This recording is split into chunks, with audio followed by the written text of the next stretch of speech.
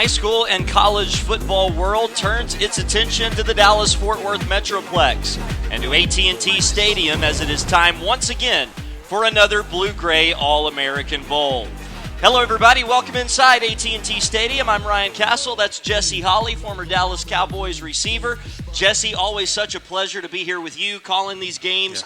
In the next 3 hours or so, some stars are going to be born here in the home of the star. Absolutely. Merry Christmas to you, Ryan. Merry Christmas to all of you. And absolutely, that's what I love about this game. These young kids get an opportunity to play the game that they love, the game that I love, here at AT&T Stadium to display their talents. And some of them already have some offers. A lot of them are looking for some more offers, and they'll have an opportunity to go out there today and display to showcase their talents. Now, if you're new to the Blue-Gray All-American Bowl, some unique aspects of this game, the 16-minute quarters to give student-athletes more opportunities to put positive things on film.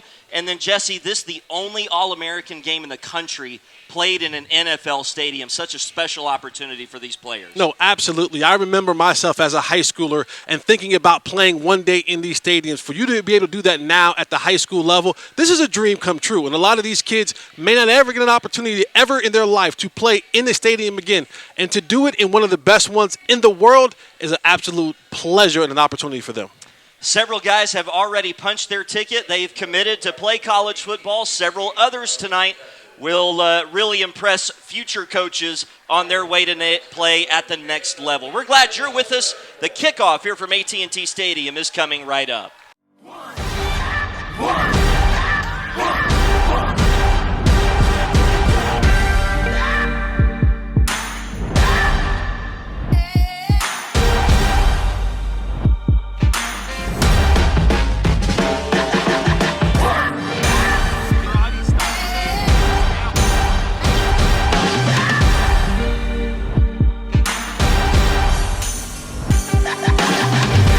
What are you, some preacher? Some kind of angel or something?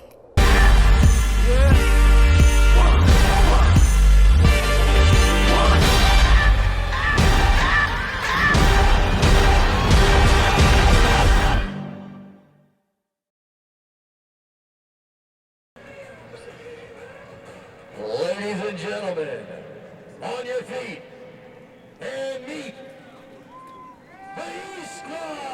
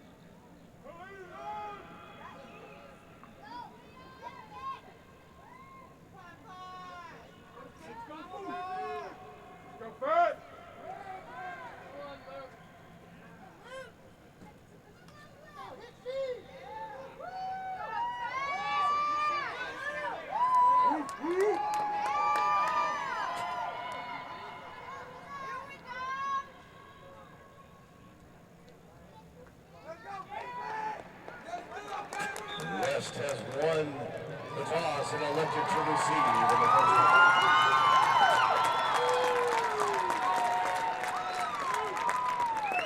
Ladies and gentlemen, at this time, we ask that you please rise, remove your caps, as we honor America, as Army Colonel Princess At-Therese performs the national anthem. Oh, say, can you see by the dawn's early light what so proudly we hailed at the twilight's last gleaming, whose broad stripes and bright stars through the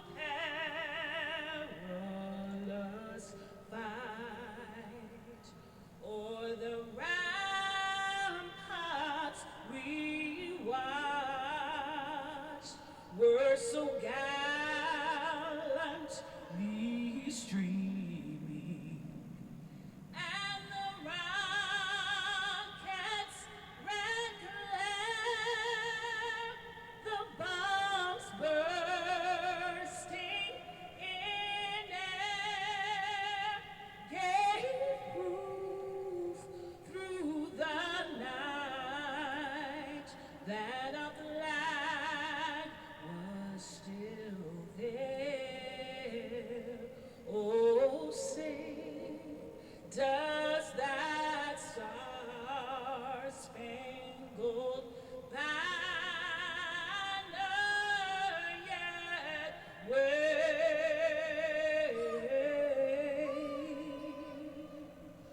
o'er the land of the free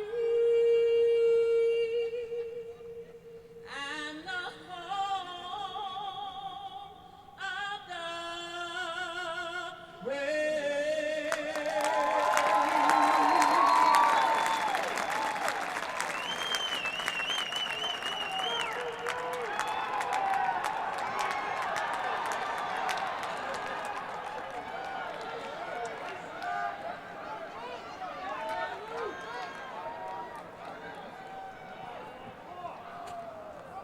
Well, outside 56 degrees here in Arlington, inside perfect conditions for this Blue-Gray All-American Bowl. Team East in the blue jerseys facing off with Team West in the gray jerseys.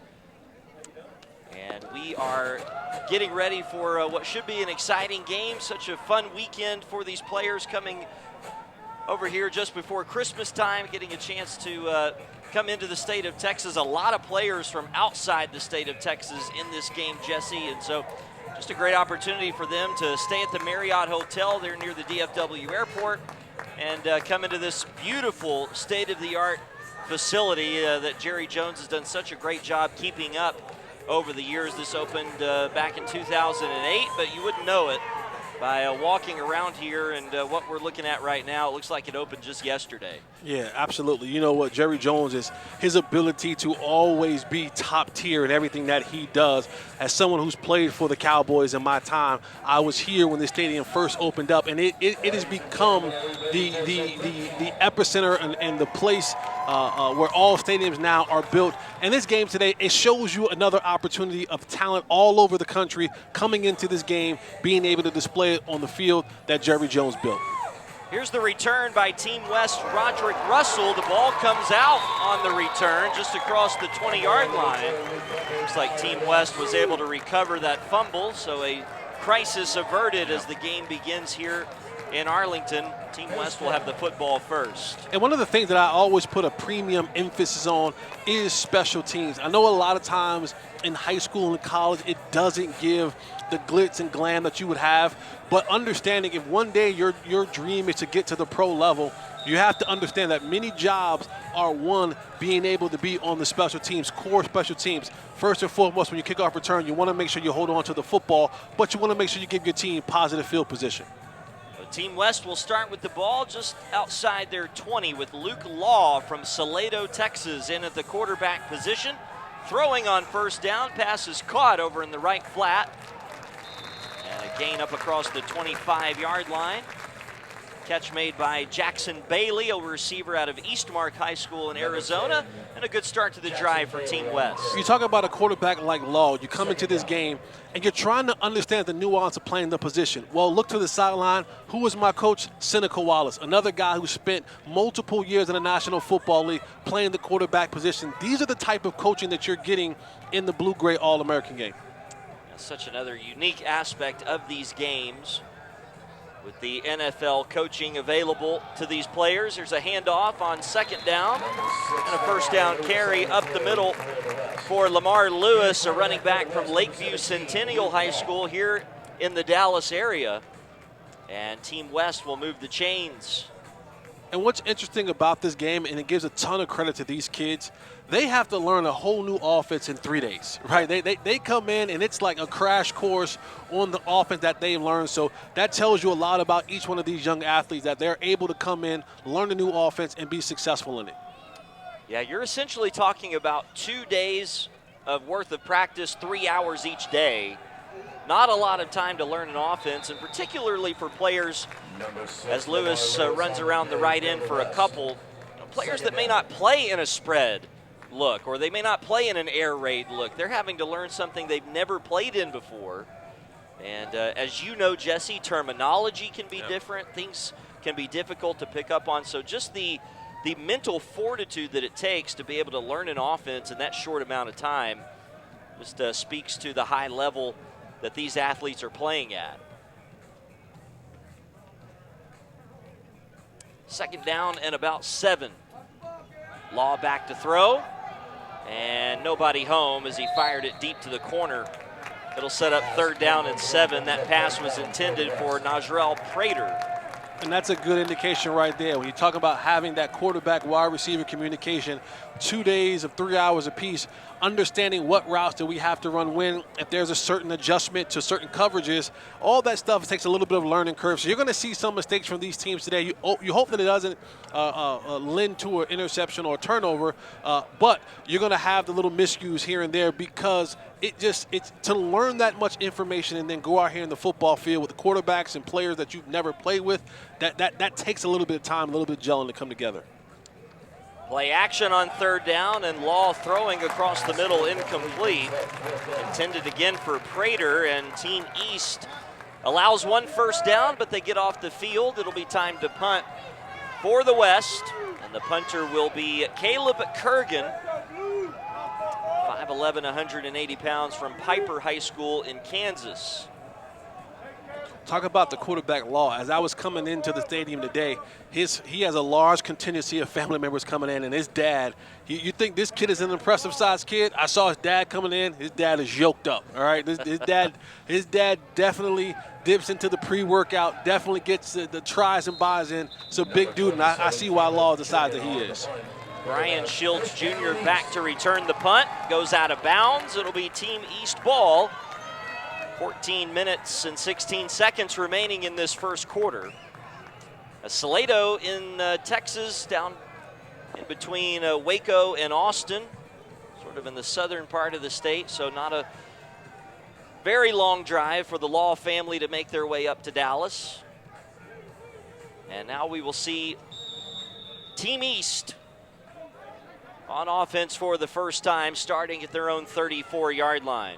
And Team East usually starts these games out with a little trickery every now and again just to make sure that you're on top of your assignment alignment. They like to kind of come in, lull you to sleep, and then hit you with a trick play down the field. We'll see if that trend continues in this game. Logan Butler starts as their quarterback out of Hutchinson High School in Minnesota. He's being looked at very closely by P.J. Fleck and the University of Minnesota. He hands off on first down for a gain of just a yard. 2 receivers to the bottom of your screen. Butler will throw to the right flat. That pass caught. And a nice job to evade one tackler. Azorian Sterling on the catch out of the backfield out of Cornerstone High School in Texas. As we take another look at Sterling, able to evade this would-be tackler right around the 35-yard line. Yeah, just a quick little flare route to the running back. In these type of games, what you want to do is you want to ease the quarterback into it. I want to give him easy throws. I want our offense to find rhythm. I want to be able to stay ahead of the sticks. What do I mean? I don't want to find myself in third and long situations, especially with new kids that I'm out here that doesn't really understand and know my offense. So easy throws, get into a rhythm, and find yourself in 3rd and 5 or less. 3rd and 4, the snap goes through Butler's hands. He's able to corral it and then flips it up the right sideline for Sterling, incomplete off of his hands. And Team West forces a 3 and out. The East will be punting. And in to do the punting chores, Andrew Bennett out of Thomasville High School in Georgia. And this is like a heavyweight fight. You know, you come out in a heavyweight fight, those championship fights, and it's like just jab, jab. I want to see the tempo, jab, jab. I want to see how these guys are able to go back and forth. So coaches want to come out, kind of feel the tempo, kind of see how things are going back and forth. And then once they get a good lather going on, understand the flow of the game, then you'll see them be able to turn it up a little bit. But these early downs, you kind of come out, you would love to have an opening drive when you go down and score, but sometimes you got to have the jab, jab to set up your hook later on in the fight. And a little bit of a high snap. Kurgan able to get to it and gets away a boomer of a punt aimed out of bounds. And the West will be backed up here at around their own 20-yard line or so. Good punt there by Kurgan. And President and CEO of Blue Gray Football, Gus Bell, got a chance to chat with him last night at the jersey presentation ceremony. He was telling me a little bit about Kurgan and sort of half-jokingly told me that a new rule is going to be put in this year at the Blue Gray All-American Bowl, that if Kurgan is able to hit that big video board up there, it's a replay, and if he hits it again, you just play it.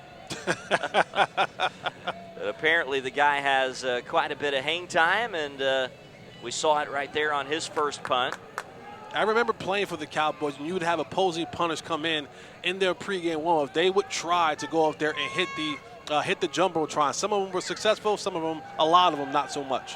Luke Law is back in again as the quarterback, and the pass is intercepted. And this might be a house call. It is. It's a touchdown.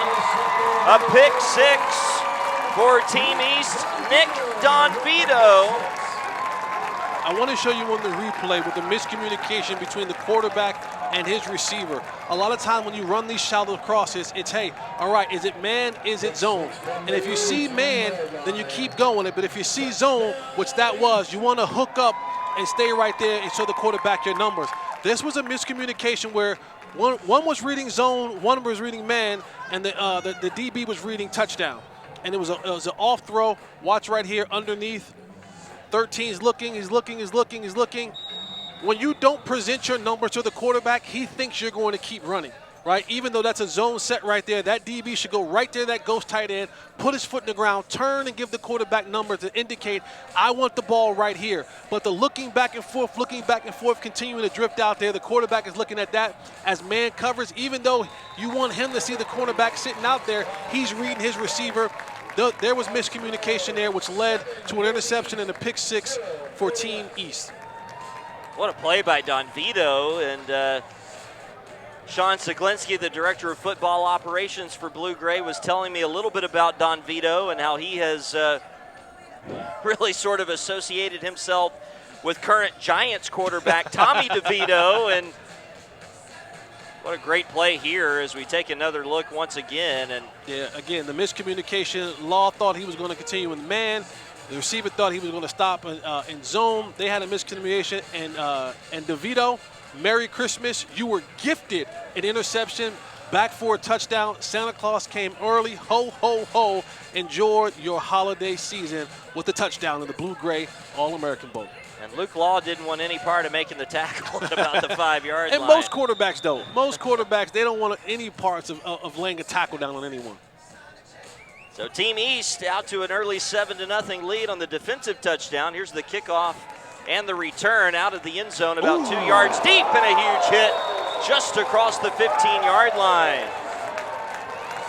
What a special teams play made right there by Team East. And right now, Jesse, it is Ken Still's team that has come out really looking to make a statement here early. Talking about a statement. You want to get on the film, you want to flash, you want coaches to see you, you run down on special teams and you lay a hit like that.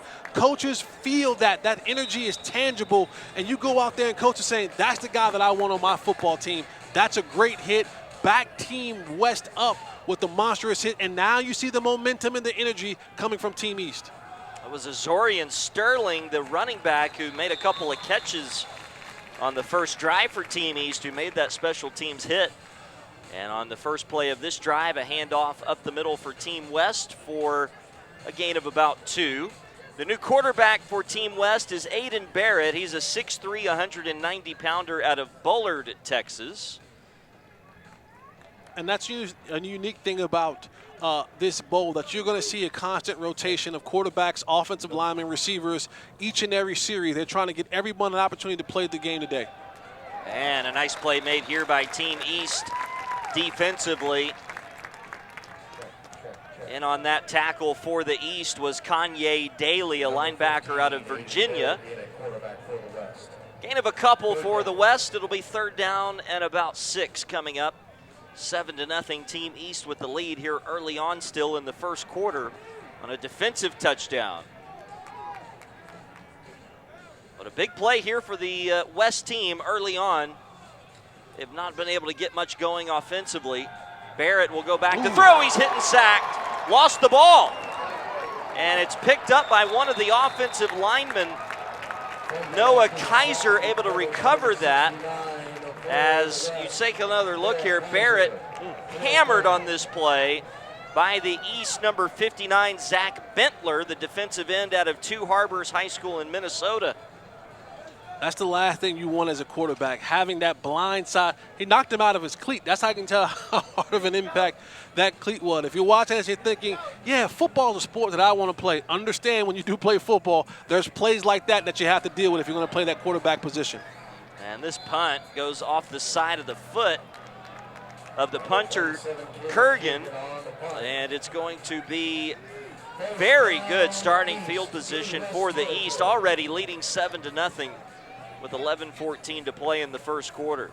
And there may be some nerves in here, because you understand you can't rush the punter, so you have a little bit of time to kind of get your steps together, to kind of really line up your technique to really lay into the football. So when you have a shank punt like that, you got to think to yourself, man, maybe there's a little bit nerves inside of him. He's saying, I'm a little bit jittery. Rush your steps. Technique may not be as flawless as you like it to be. He'll get another chance on the day, but you want to give your team an opportunity to be backed up, not give the opponents the ball back in this territory.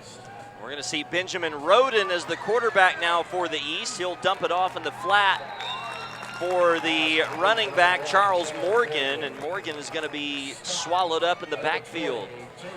Just another little flare out. Here's what I love to see. 11 guys to the football. If I have DBs who want to come up and tackle, that's a DB that I want on my football team. Not only could they cover, but they're willing to come in and stick their nose into the risky business and not make business decisions and turn down a tackle, but put your head in there and bring down a running back. That was Taiwo Aturise, the Air Force commit, who before the game, his mother gave us a beautiful rendition of the national anthem. And Aturise is here with his twin brother Kenny, up from San Antonio. There's a nice run by Brian Shields Jr. around the left side for a first down to the West 20-yard line. Ken Stills has really got this offense going right here. They didn't have much distance to go, but you're starting to see a little bit rhythm take hold for Team East. Roden in the shotgun, Morgan and Shields the running backs. On first down at the West 20-yard line. Roden will hand off. Shields again up the middle this time. And he'll be taken down after a gain of about 4 at the 16-yard line. And you'll see a lot of what these kids are doing today is with the armbands, right? That's one of the things to kind of help aid them a little bit on understanding what the offensive play call is, where to line up, what the play is going to be. You'll see the quarterback make a call. If there's an adjustment, you'll see the group of guys look down at their wristband to kind of check what play that we have, what is our check, what are we going to run, so that they can all be on the same page as best as they possibly can. 2nd down and 6. Roden throwing out on a quick out pattern at around the 10-yard line. That pass incomplete. Right now, one of the offensive linemen in there for the East, Stephen Thomas Jr. Tell me if you think this guy qualifies for the all-grocery bill team. 6'3", 325 out of Louisville Male High School in Kentucky. Man, listen, you guys know I love my all-grocery bill team. I love these big athletes out here, the big, sexy, in the trenches, the hogs, but I do not want that grocery bill. A growing team at 300 pounds, you know that he's eating everything in sight. I would not want that grocery bill, but that's one that's definitely on the all-grocery bill team. Look at that open field tackle made on Brian Shields Jr. Well done there by the West's number 37, Evan Damron from Piper High School in Kansas. Wonderful open field tackle made right here. That's understanding what your assignment is. Understand that I have the running back out of the backfield. When he releases, I have to get on my horse to get out there to outflank him, making sure that I keep my outside shoulder free, come in, make the tackle. If I miss it, I don't want to miss it inside where he has room to go on the outside to the corner. I want to miss it outside where it pushes him back inside where the rest of my cavalry is coming. Great pursuit of the running back and a great tackle in the open field. So a 39-yard field goal attempt by Chase Klein, the kicker out of Chapin High School in South Carolina.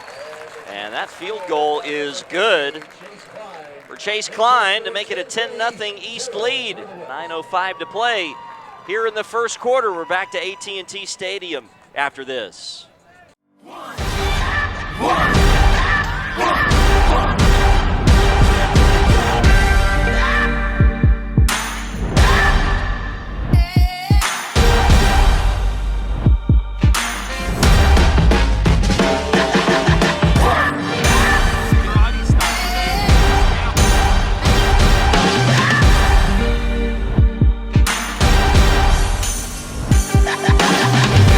What are you, some preacher?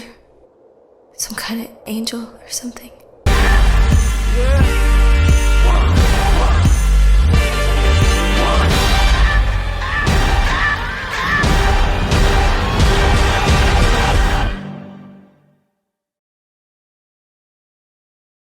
Well, Chase Klein, after a 39-yard field goal was good, will send the kickoff away. Guy's got a leg on him. That'll get all the way to the goal line. Here comes the return for Team West. Roger Russell on the return, and he'll get across the 20-yard line. Some really good special teams play early on with these kickoffs, coming down, covering in your lanes. And that's a big thing. When you're running down on kickoff, you want to make sure that I stay in my lane. I don't want to get in someone else's lane and I create a scene for the returner to have on his return. I want to stay in my lane. If I'm in the middle, I want to make sure it's spilling outside to my guys who are coming down. Team East have done a really good job early on in this football game on covering these kickoffs. And they lead 10-0 with under 9 to play in this first quarter. And on first down, a quick throw to the left side is caught by the tight end, Kenny Aturise. 6'3", 220 pounds out of San Antonio Cole High School. And he picks up about 6 on first down. Wearing the color gray and the number 88 in this stadium, you know, has a little bit of a good mojo feel to it. Some greats 88s have donned the gray colored uniform and played under the bright lights of the Dallas Cowboys, and this may be another one on the horizon. This is Aiden Barrett in at quarterback, and he's going to hand off. Yeah. Not sure It is now. that play is going to get off the ground. Brian Valdez took the handoff. Looked like his knee was down right as he was trying to make his attack. And they're going to lose yardage here back to the 25-yard line. It's going to be third down and about 7 to go. Yeah, I don't know if the running back's feet got tangled up with the quarterback or what happened back there, but if this was in the NFL, he'd be able to get up and run again. But in high school and college, once that knee touches down, the play is ruled dead. It's such an interesting contrast in those rule books, some of the things that are allowed in the NFL and not in college and vice versa. Barrett will dump it off in the flats. A lot of room and a lot of work to do for the running back making this catch. They're going to be stopped short of a first down, and Team West will more than likely be punting again here. Brian Valdez making that catch. Again, when you look at the screenplay, you think about, all right, you think about the screenplay, you look at it and you go, okay, how we want to make sure we're timing this up with my offensive lineman getting out. But you see Team East, 10, 11 guys to the football, rallying to the football, coming in to make the tackle to shut that screenplay down from getting any extra yardage. And as Kurgan comes on to punt again, let's check in now with the third member of our team for the first time tonight. Laura Sadler is down on the field.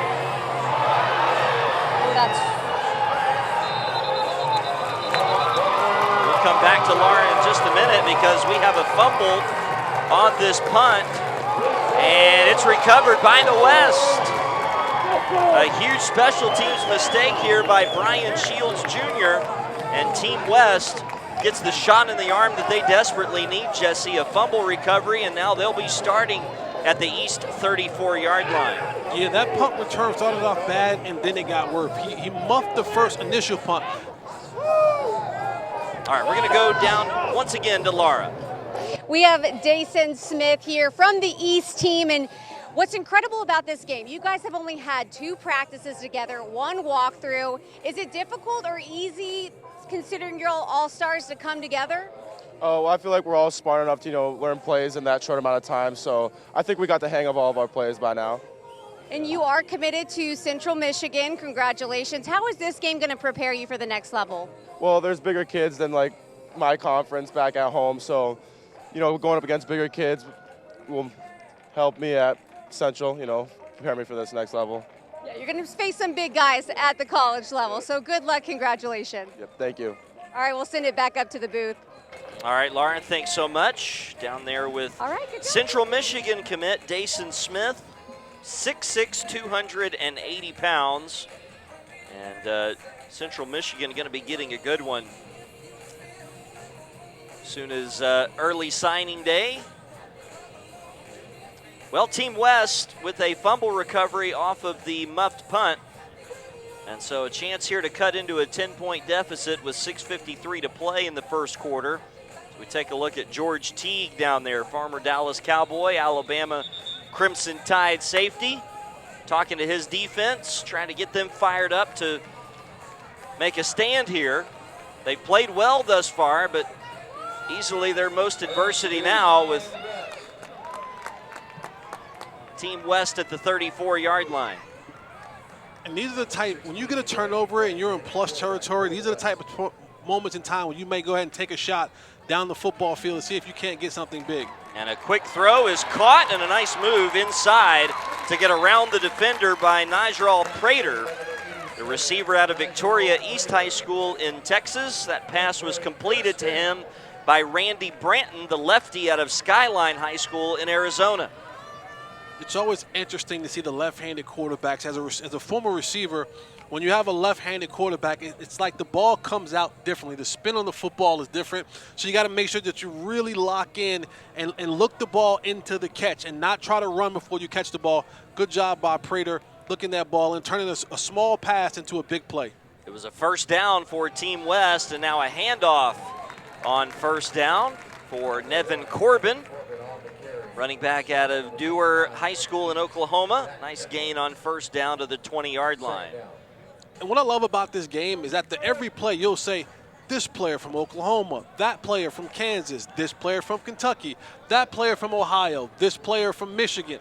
And you just see the talent and how it's just widespread across this country. Football is a great game, and there's so much talent spread out.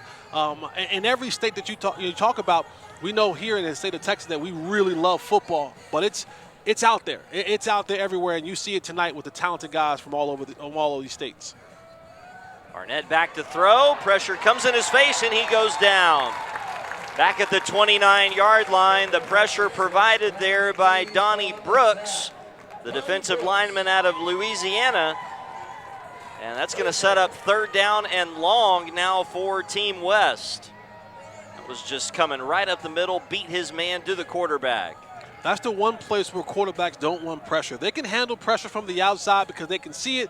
They have room to step up in the pocket while the tackle makes that defender run the hump. But when that pressure is coming right up in the middle, there's nowhere for you to go. And the shortest distance in a straight line is point A to point B. So you get off the ball, get to the quarterback, you get a sack. So now 3rd down and 16. Barnett has some time here, dumps it off. And a nice catch and run by the tight end Tyler Bonkowski, but Bonkowski will be knocked out of bounds short of the first down at the 15-yard line, needed to get to the 13. And so we'll see what the West wants to do here on 4th down. Because it is inside 4th and 4, and they're inside the 25-yard line, they do have the option here to go for it if they want to, and it looks like they will. Those are sort of the parameters for teams going for it early on in the game. You have to be inside the 25-yard line, and it has to be 4th and less than 4, and that's what it is here. And a fake handoff by Barnett. He won't get it. Team East stands up defensively. Ashton Joseph in on the tackle. So when you watch this play right here, you see the cross action, and what I'm looking for from the quarterback position is, do I have the end? Well, he had the end on the front side. The problem is the end on the back side was able to crash down and disrupt this play. You got a free hitter coming, come down the line of scrimmage, guys converge, and it ended up the path that he had got cut off by the defenders coming, and he had nowhere to run. Probably should have had the ball up the middle and may had enough for the first down. But you live and you learn, and this is why you play the game. So Team East will take back over, up 10-0. They're going to hand off to Sterling on first down, and Sterling will be cut down in the backfield. Really nice play made there defensively by Team West to drop Sterling for a loss of a couple back to the 15-yard line. They run the stretch play from Team East, and what you want to do as a defense, I want to just keep stringing this guy along, stringing him along, and now what we're going to do is that we're cutting off any opportunity for him to cut the ball up, beat his man, make the tackle. Bodie Dare, the quarterback for the first time tonight for Team East. His first pass is completed to Cade Martin, a receiver out of Owyhee, Idaho. Yes, they play football in Idaho, of all places, as well. And is that Hawaii, Idaho? Owyhee. Owyhee. Owyhee. Owyhee. Yeah. Owyhee. Owyhee. Owyhee High School in Idaho. But, back to your point from the previous drive, football is such a national game, not just a regional game like some of these other sports. And look at this run out of the pocket by Dare, and he's going to be close to a first down. Looks like he's going to be short by about a yard. It's going to be 4th down coming up. But a good run out of the pocket here by Bodie Dare out of Hamilton Heights High School in Indiana. And you would want Bodie to understand that, when I'm trying to get the first down, your ruling doesn't mean when you stop. Once you begin your slide, that's when they rule you down. They don't give you the opportunity to say, all right, where did my slide end? And that was past the first down marker. It's where my slide begins, because you're giving yourself up, and the refs are protecting you with the slide. So they make sure that you're not getting any extra yardage from it, and that's when you got to go ahead and just say, you know what, I got to sacrifice a little bit more, put my head down, and actually get the first down and not slide before it. So here's the punt by the East, Andrew Bennett. And that's going to take an East hop. Look at this, down the sideline, inside the 20, inside the 15, down to the 14-yard line. A wonderful punt there by Andrew Bennett. And Team West, once again, will be backed up with 2 minutes to play in this first quarter and a 10-0 East lead. You talk about slides. I got a chance to see, for the first time in a while, the play that Kenny Pickett had when he was at the University of Pitt, the fake slide. I'm surprised they haven't outlawed that play yet. I haven't seen it from anybody else yet. Well, I That was think such a they sick did move. outlaw that play. Did they? I think that's now Okay. it's an illegal play to do now. Okay. Because of Kenny Pickett. Yeah. Because you want to protect the quarterback. So the referee's looking and saying, all right, we're going to keep the defenders off of you, but if you try to fake them out and not slide and go ahead and complete the slide, then you're going to have to pay the consequence. So that I think after Kenny Pickett, they said, no more fake slides. Either you're going to go forward with your head down or you're going to slide, and we're going to keep the defenders off of you.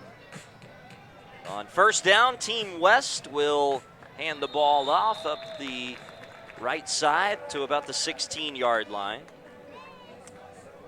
Well, that makes sense that they would ban that play. It's such an unfair advantage for the quarterback.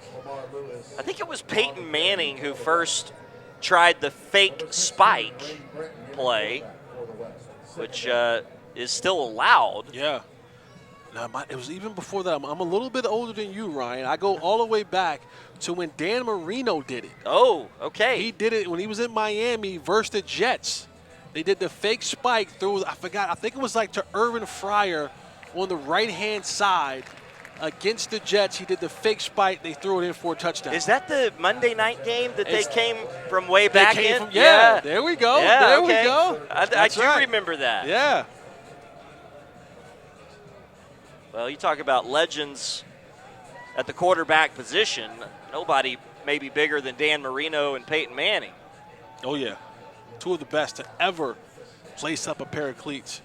Talk about, when you hear the term, the ball jumps out of his hands, right? Like that term was kind of invented with Dan Marino. When you go back and you watch some of those clips, you kids, you guys got YouTube now. Go put on the clips of Dan Marino and watch how the ball, when he threw the football, it jumped out of his hands. And it had the velocity, it had the speed, he had the tight spiral. He was definitely one of the greats of throwing the football. There's a pass by Barnett completed on the right sideline. That pass was caught by the West's Cameron Harris, a receiver out of Vista Peak Prep High School in Colorado.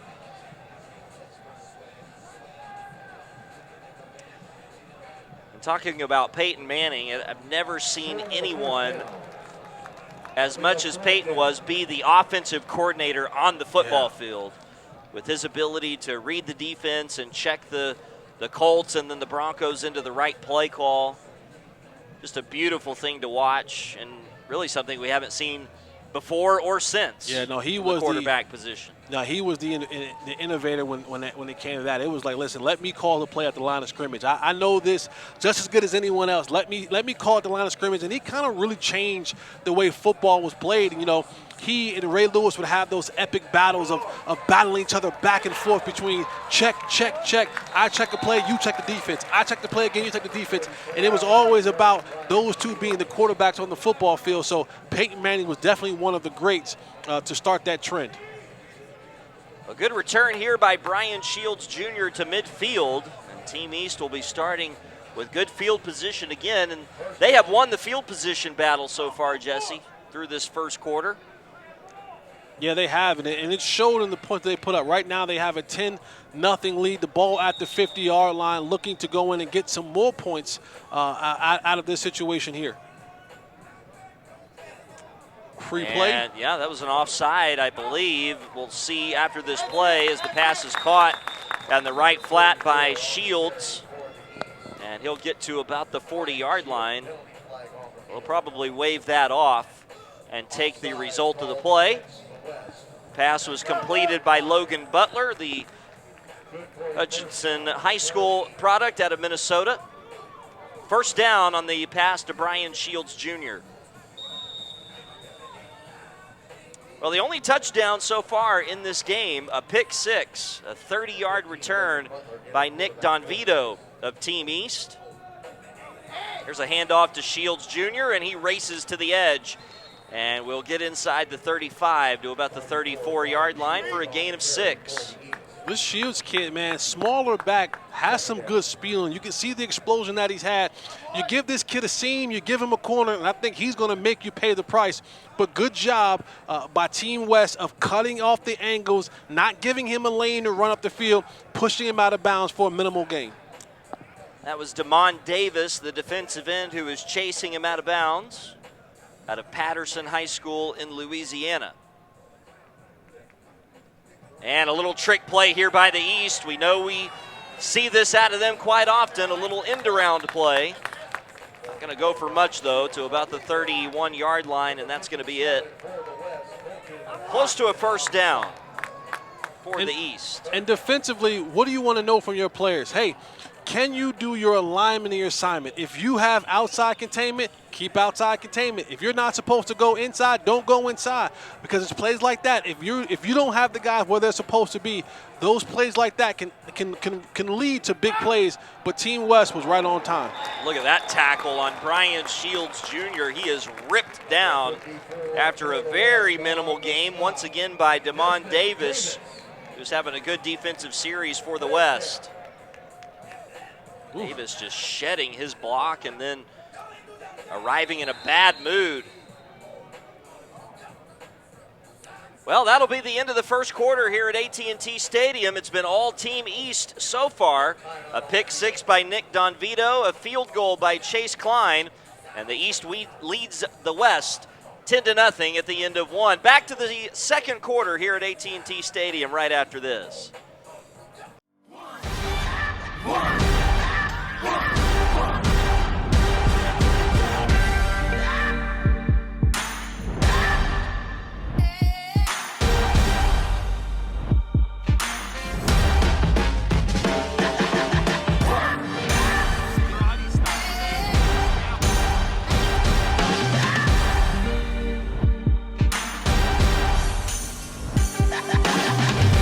What are you, some preacher? Some kind of angel or something?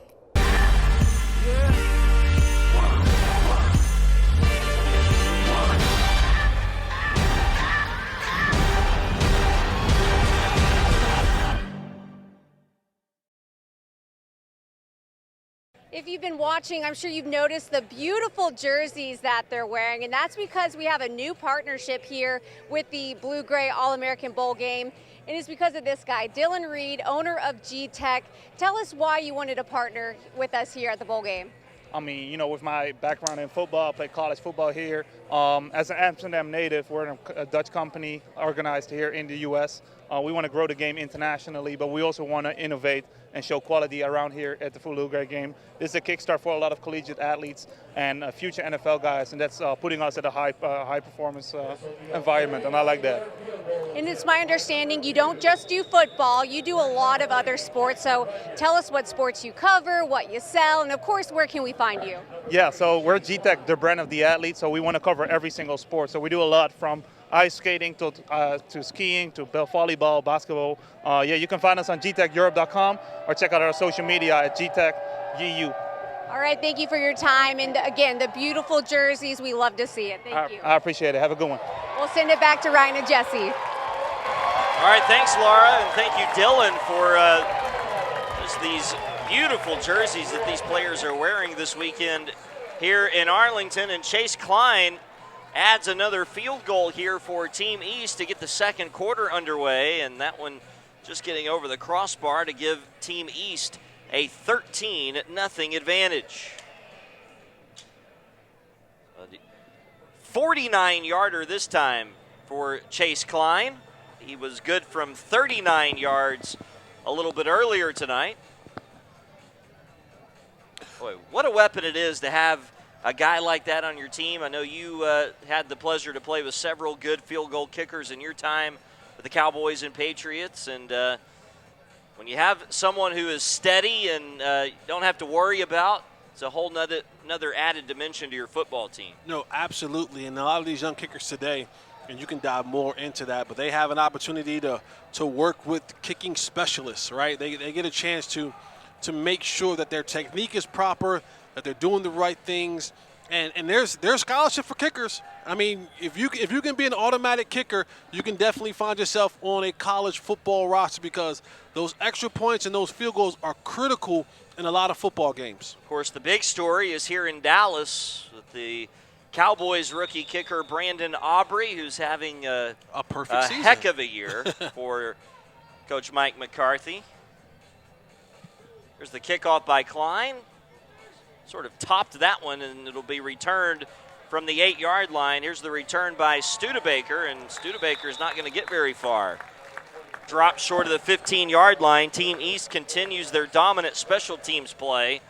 Team West will be backed up once again to start this next drive. Team West has to come out. They got to get something going. You want to get a positive play on first down. Hopefully you can get a +5 gain on that one. So now I can start doing more things. I can keep the defense on their heels. I can go pass. I can go run. But if you get an incompletion or you get a tackle for loss or you get a minimal gain, now you start kind of putting yourself in a situation where you're kind of forced to pass the ball a little bit. And when you're talking about offensive linemen being able to block, knowing their assignments, you can get away from you a little bit. So, Team West has to come out right here. Just try to find some rhythm, try to find a groove. If they're going to pass the ball, get an easy throw, a hitch, a slant, something where the receiver can catch it, make a gain, and now you can get the clock rolling. You can get your offense rolling a little bit. Luke Law will be the quarterback here, and an end around to Roderick Russell. Law, the quarterback, out delivering the block. And Russell will get to the 20-yard line for a gain of about 6. And it's a decent game. Everyone now is trying a little bit of a trick play, wanting to make sure that everyone's, on their P's and Q's, staying in their assignment alignment lanes. But again, this is what you want. All right, guys, we successfully did a trick play. We got some yardage from it. Now let's start putting this thing together and see if we can't matriculate the ball down the football field. We mentioned this at the top of our broadcast, but if you're new to the Blue-Gray All-American Bowl, you're probably looking at the clock and maybe a little confused, but this is a unique aspect of this Blue-Gray All-American Bowl. 16-minute quarters, and the heart behind that is getting these student-athletes more opportunities to play the game that they love and to put something positive on film as Law's pass falls incomplete, intended for Russell. But, it makes for long games, but this is what we love, right? Yes. This is what we love to do. We love to watch the game of football. These players love to play the game of football. And so, those extra 4 minutes on the clock really do a lot for these student athletes in giving them the opportunity to continue playing the game that they love. Absolutely, and I love that Gus does this and to give these opportunities for these young athletes to get full time playing, because sometimes these series can be 3 and out, right? Sometimes you'll have a long series, but you want to make sure that the rotation is there and everyone gets a fair opportunity to go out there and play and to display their talent on the field. Law back to throw, 3rd down. And the pass intended for Russell will fall incomplete.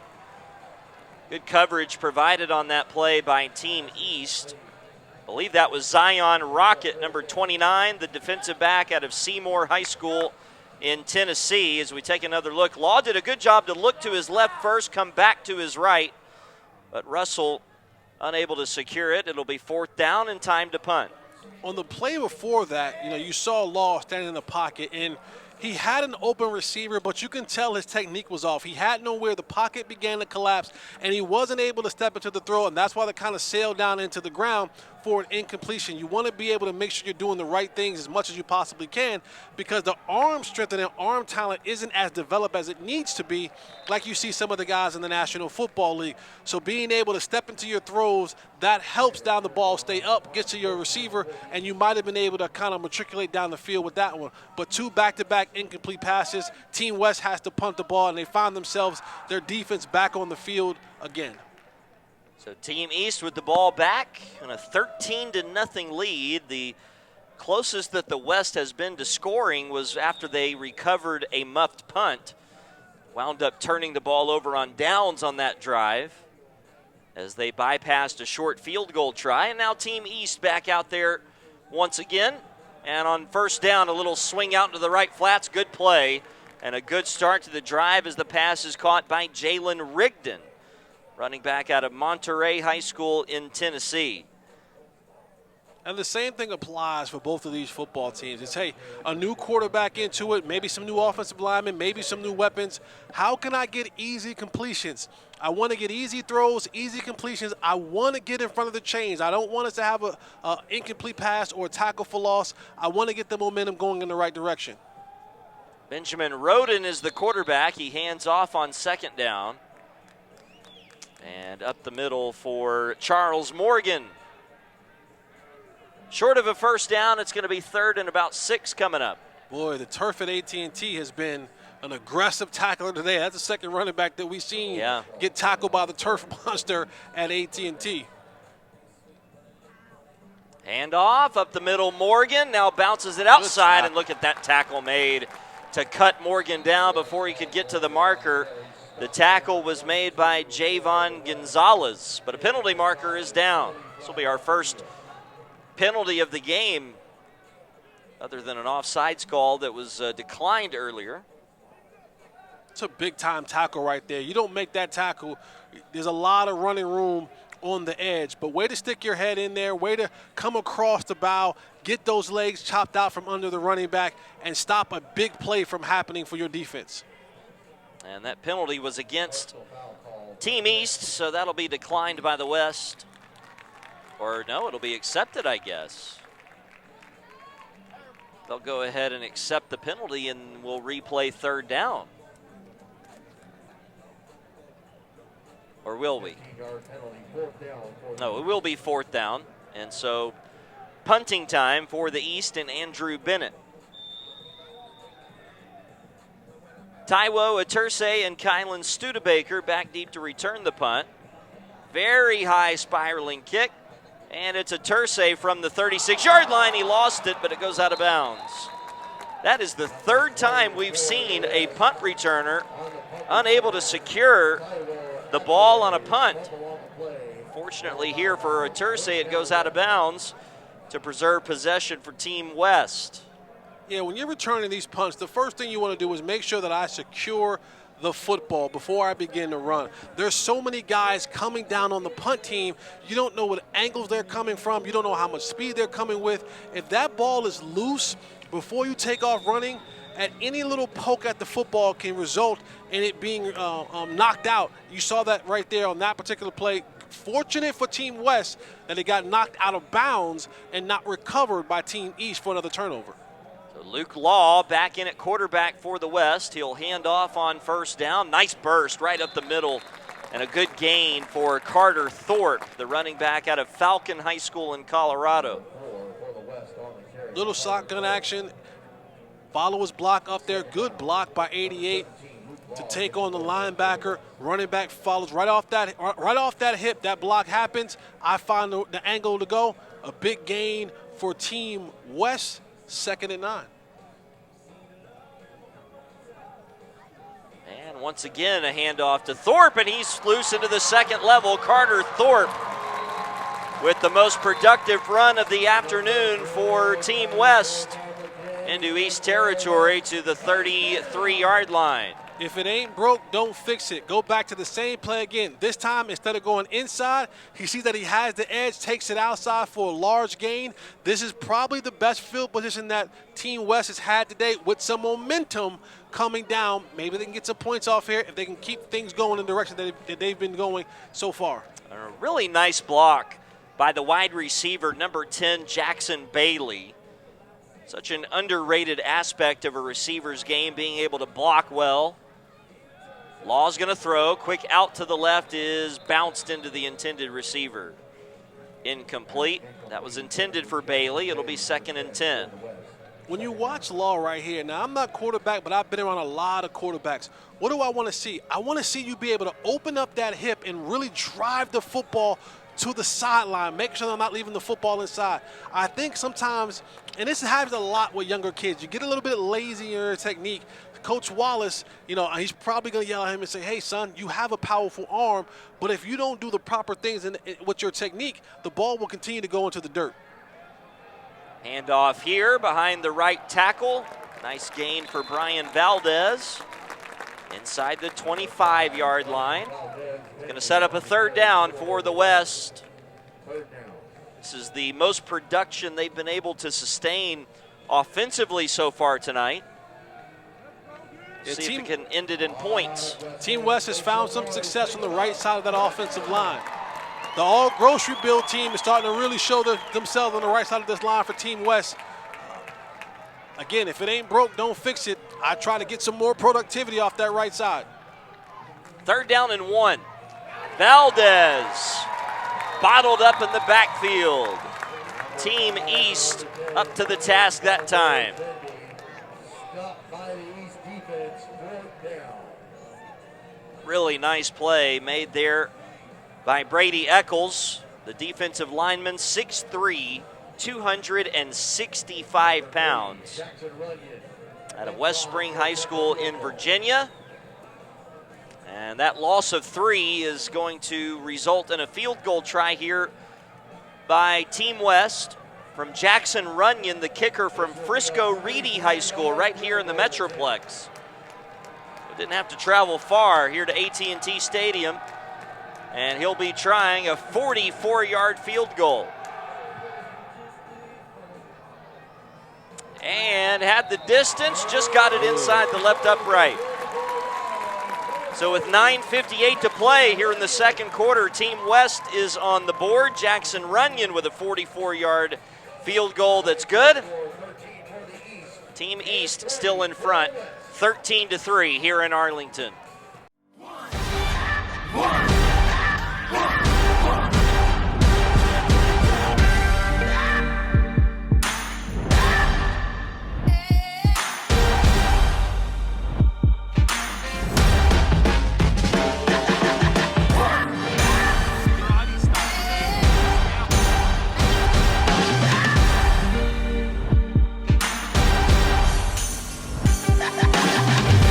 What are you, some preacher?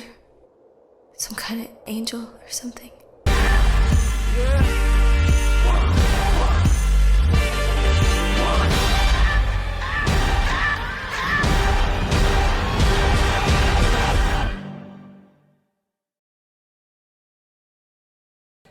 Well, the field goal kicker is really showing out here in Arlington tonight. Chase Klein with 2 for the East, and now Jackson Runyon gets in on the act. 13-3, Team East still in front. These haven't been chip shots either, 39, 49, and 44 from these kickers thus far. And this kickoff is going to bounce around for a second or two before it's finally picked up by Brian Shields Jr. and returned back to the 15-yard line. And that's a good, that's a good drive for Team West coming off, what had been a couple of failed drives prior to finally get some points on the board. It's kind of like, breaking the seal off of the end zone a little bit, off of the scoreboard to get some points. And now you kind of feel good about yourself. The defense had an opportunity to rest a little bit. Now they're back on the field with some points, up on the board, have a little bit more energy and see if they can't get a stop right here versus Team East. They got a good special teams play on the kickoff, backing Team East up inside their own 20. First down handoff up the middle. Good start to the drive, up to about the 20-yard line for a gain of about 4. That was Azorion Sterling on the carry. And looks like Team West was going to be penalized here for a face mask. 15-yard penalty, automatic first down for the East. So that's going to turn the good start to the drive into something even better. Haven't been a ton of penalties so far in this game, Jesse. That's a good thing. Not easy to do in a game like this. That's a good thing. Especially the procedure penalties, pre-snap stuff we haven't seen a lot of. Here's another handoff and a good run by Sterling outside at midfield and flipped forward to the West 48-yard line. The tackle was made by Isaiah Cuellar, but not before Azorian Sterling got a good run around the left side. Yeah, absolutely. You watch Sterling. He goes to hit the hole, and everything is bogged up. He does a double bounce, finds his way to the outside, and just turns the Jets on and say, I'm a little bit faster than you, and I'm going to get to my spot. Gets around the edge for a big gain for Team East. So Team East on the move, with Bodie Dare at the quarterback position right now. Handoff for Tarek Fisher, and Fisher able to slip out of one tackle. And he's going to run it around the right side for another healthy gain and a first down for Team East. Everything right now working offensively for the East. The vision of these running backs for Team East is really special. You see guys avoid blockers, find the open space, and then accelerate. And that's, football can be a complicated game, but sometimes it can be very simple. If I'm a running back, I want to find the open space. I want to find green grass. And the last 2 plays, you've seen the running backs for Team East both do that. Be able to avoid blocks, find an open hole, accelerate, big gains for Team East. So Dare will be back in the shotgun here. 2 receivers to the top of your screen. And back to throw. Pocket collapses. Dare will just take off himself and get inside the 35 to about the 33-yard line. Gain of about 4 there for Bodie Dare, the quarterback out of Hamilton Heights High School in Indiana, being targeted by several schools out of the Missouri Valley Conference. It'll be second down at about 6 coming up.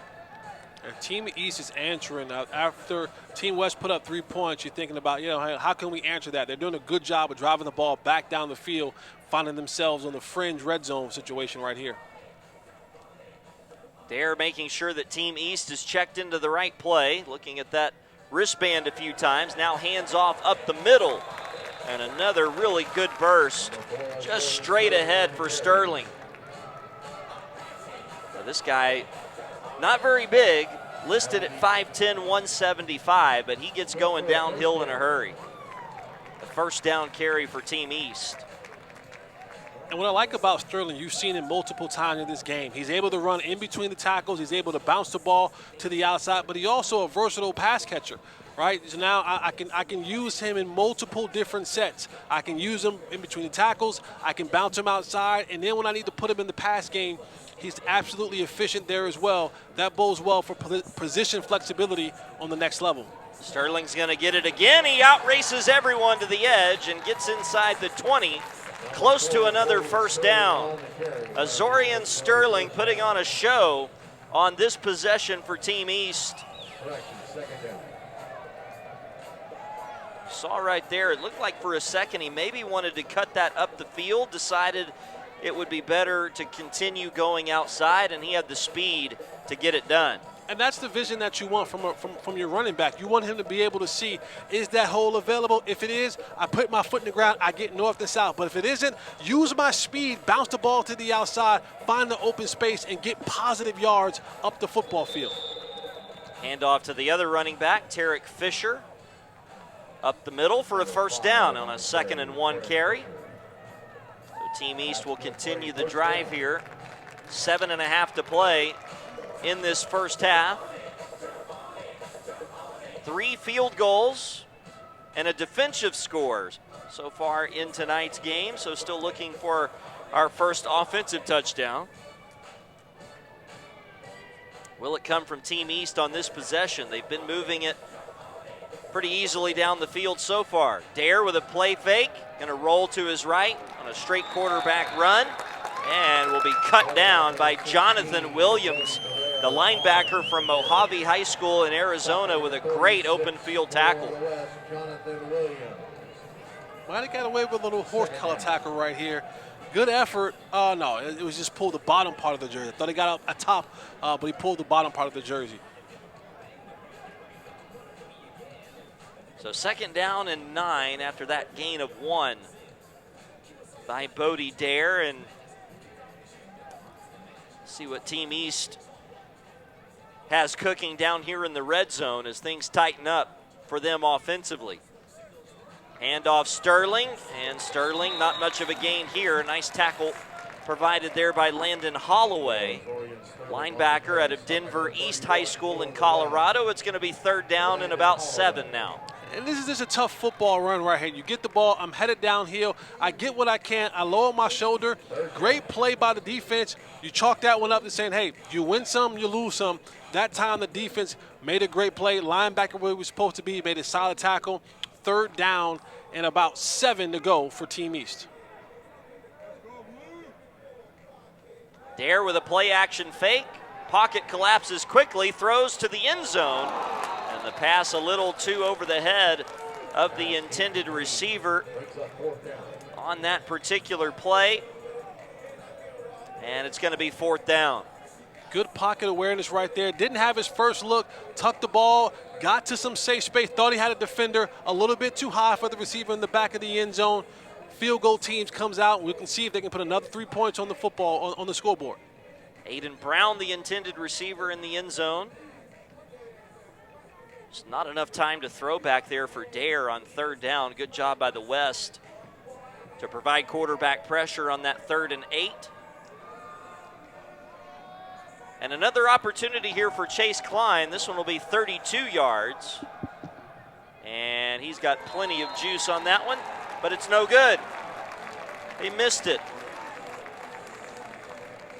So with 6:09 left here in the second quarter, our score is going to stay 13-3. As you can see that he pulled that one to the right. Yeah, if you watch on the snap was low, and the catcher kind of had to bobble it a little bit. And sometimes, even those small little bobbles, getting the ball placed up, it throws off the rhythm of the kicker. And think about being a kicker, you have to have the perfect rep every single time.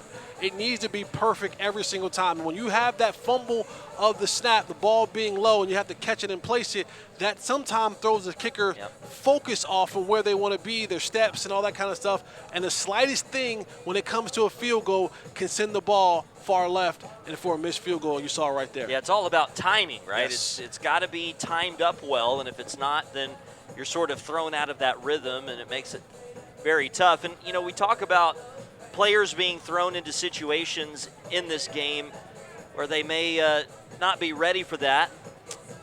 And another one of those is holder. A lot of these punters may not be holders on their high school football team, so they're having to learn that new role. Let's check in downstairs right now with Laura Sadler. We have Elijah Green with us, and I just want to ask you, you got a couple minutes under your belt now playing here at AT&T Stadium. Are you still in awe? Are there any nerves, or are you feeling pretty comfortable at this point? I'm feeling pretty comfortable. I feel like it's just playing football at this point, just getting out there and showing what I can do. And you are committed to play at Tulsa, so there are a lot more bigger stadiums for you to continue to play at. You're being coached here by players who used to be in the NFL. What has that experience been like, and what are some of the biggest takeaways you feel like you can take with you to Tulsa? Yes, ma'am. Good question. I feel like the biggest takeaway is just give it your all, to be honest, and show what you can in the time that you have. I feel like you just need to take advantage of the time. Everybody gets reps, so what you can do with it is very, very important. All right, well, thank you for your time. Good luck in this game, and we look forward to what you can do in Tulsa. Yes, ma'am. Yes, ma'am. Thank you. Thank you. We'll send it back up to Ryan and Jesse. All right, thanks, Laura, and thanks, Elijah Green, for that Yes, great Laura. compliment of Laura. Yes, Laura, good questions, good questions. That was a great question. Kevin Wilson going to get a good one for the Golden Hurricanes at Tulsa. Haven't called Elijah's name yet tonight, but I'm sure he'll be in the action before everything is said and done. As Team West starts again in the gray jerseys on first down, a gain of just a couple here for Brian Valdez. Well, the last possession for Team West was easily their most productive, so we'll see if they can build on that as we approach halftime with 5:40 to play in this second quarter.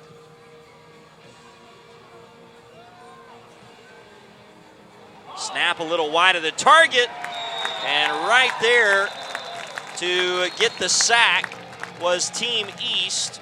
In on that stop was Donnie Brooks once again, and this play never had a chance. And that's some of the things that can happen when you're talking about the consistent rotation of units. Offensive linemen, centers, quarterbacks. The ball comes out differently every single time. And so guys may have been sitting for the last two series. He comes in for his first snap, and now it's a little bit to the left, and it leads to a loss. Now you're talking about now starting it on third down now, in a lot. Yeah, 3rd and 19, and not how the West was wanting this drive to go. Certainly not how it was won. Barrett back to throw. Pocket collapses, fires on the run, has a man wide open for a first down. Oh, a wonderful job by Barrett to escape a collapsing pocket and find a wide open Prater for the first down to keep the drive going. Now, here's what's impressive about this. The pocket collapse, I go to release. Now, two hands on the football, and what does he do? I get my eyes back down the football field. A lot of young quarterbacks, they'll see this opportunity right here. They'll just put their head down and try to take it and run. But he gets his eyes back up. The receiver stays alive. He finds him for a big gain, a 3rd and 19, turned into a first down because of Barrett's eyes being down the field while everything around him was collapsing. Yeah, no question. Textbook keeping the play alive there. And now Barrett again chased out of the pocket. Will just fire it incomplete. Intended on the near sideline for Nevin Corbin. Yeah, how many quarterbacks do you see just take off and run on this play? A lot of them. And that just shows you the quarterback acumen to understand that, yes, 2 hands on the football when I'm in my scramble drill, but also I'm a quarterback. Get my eyes down the football field. Hope my receivers keep themselves alive and see if I can't turn something into a big play, because a lot of times DBs will drop receivers in coverage when they see the quarterback begin to scramble. And that was a great play by Barrett to pick up the first down. 2nd and 10. And a handoff here for Lamar Lewis, and Lewis not able to turn the corner. Going to be brought down in the backfield back at the 35-yard line. It's going to be 3rd down and long again here for the West as we take another look at the wonderful defensive play made by the East. If there are college coaches out there that are looking for DBs who will tackle, I think you got a good game of them right here. I mean, there have been 3 or 4, maybe even 5 different defensive backs who have come up, kept their containment, but said, you know what, I'm not turning down the opportunity to make a tackle. I'm going to stick my head in there, and I'm going to make a tackle for a loss, for no gain, and you want to see that as a coach from your DBs. Not just coverage, but also willing to tackle. Barrett going deep, had a man Prater behind the defense, but a wonderful play made in the secondary by the East. Getting a hand on that and breaking it up was Anthony Pike, the linebacker, who was dropping in coverage. And he may have saved a touchdown here. No, it's not that he may. That would have definitely been a touchdown.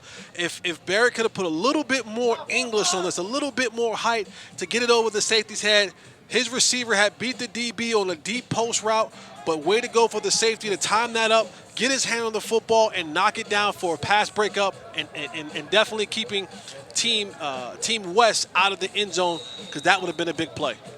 And the punt by Team West will be down inside the 20 with 3:24 left. Both teams have their full complement of timeouts as we take another look at that pass broken up by Pike. Just a wonderful play made by a linebacker dropping back in coverage. 5'10", 210 pounds from Girard High School in Kansas. Who said white man can't jump? Not me. Pike said, nah, not I. I got a little bit of ups right there. Jumps up there, knocks the ball down for a pass breakup. So now the East will start with Logan Butler at quarterback. Drops the snap, picks it up and fires right, complete. Short gain on this play to the 20-yard line. Pass was caught by Adam Loom from Glacier Peak High School in Washington. Logan got a little slang on his arm right there. You know, to pick that ball up and be able to throw an out route 15 yards away with a little heat on it, that's a nice throw right there. That's a big-time throw right there. So 2nd down and 4. And a handoff here up the middle. Not much going on this play as the tackle was made immediately on Jalen Rigdon. So 3rd down once again coming up here for the East, as that tackle was made right there by Riley Heron, defensive end from Aubrey High School here in Texas.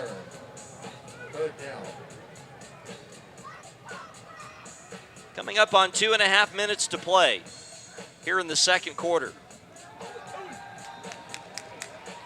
Man open on the left side. Oh, incomplete. Right through the hands of the intended receiver, Zaylen Morales, who was open and would have had a 1st down, but Butler's pass falls incomplete. Yeah, and Butler escapes the rush right here. And now just take a breath. Just take a breath and lay the ball right into your open receiver. Just hung it up a little bit too high, out of the reach of the open receiver. Now Team East has to come out and punt with a little bit over 2 minutes to go. This is an opportunity for the West to get this punt, get themselves some really good field position, and see if they can't score the football before the half. That would be a huge win for Coach Seneca Wallace's team. They have been thoroughly outplayed in this first half, but only down 10 right now, and a chance to cut into that with a couple of minutes to play here in the half. And another great punt here by the East's Andrew Bennett. He's been a weapon tonight for the East. And this punt will be downed inside the 30-yard line to flip the field position. Team West will start inside their own 30. And this is what we call hidden yardage. This doesn't come up on the stat sheet, right? When you talk about Team East being backed up in their territory, being able to punt the ball, flip the field, we're talking now almost a 60 to 70-yard difference in field position. None of these numbers ever show up on the stat sheet, but that's hidden yardage. The punt was a little bit short. The return didn't get up and get a chance to get under it and save some of the yardage. It rolls another 15 to 20 yards. Now Team West has to drive the distance of the field with a little over 2 minutes to go. Those are the hidden yards that you find in special team plays.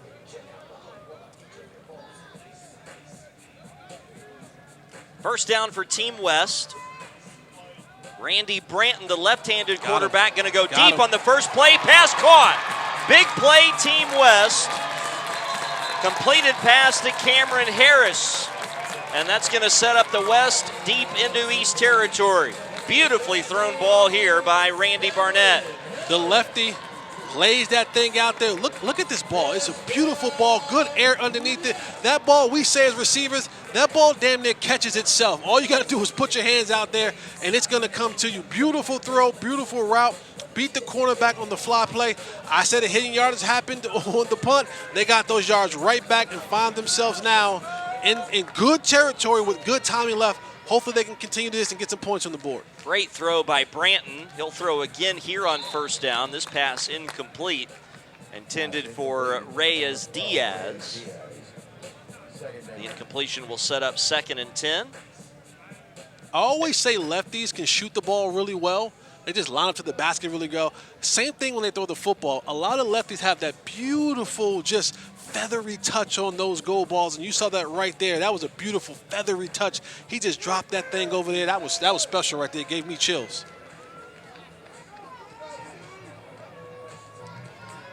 Let's see what Branton can do here on 2nd down. And a handoff up the middle. Another nice run here by Carter Thorpe, who has been the most effective running back for Team West. That's a first down carry, and it's going to set up 1st and goal for the West. The quarterback that comes to mind as a left-hander who threw a beautiful deep ball, this might surprise you, Michael Vick. I think throws a great deep ball as a left-handed quarterback. Yes, he does. I thought you were going to say Tim Tebow, and I was like, no. Please don't say Tim Tebow. Was he left-handed? Yeah, yes, he was left-handed. Yes. Yeah, don't say Tim Tebow. No, Tim Tebow wouldn't qualify. No, but Michael Vick definitely was one who had a feathery touch on that pass. Branton will go into the end zone, back corner, pass incomplete. A little too far in front of Diaz that time. And it's going to be 2nd and goal coming up. 1:07 to play in the half. And the nice thing here, Jesse, is that the entire playbook is open. You've got 3 timeouts. You can run the football if you want to.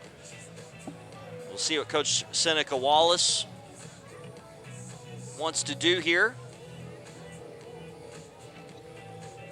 You've beat these DBs, especially on the right-hand side, twice.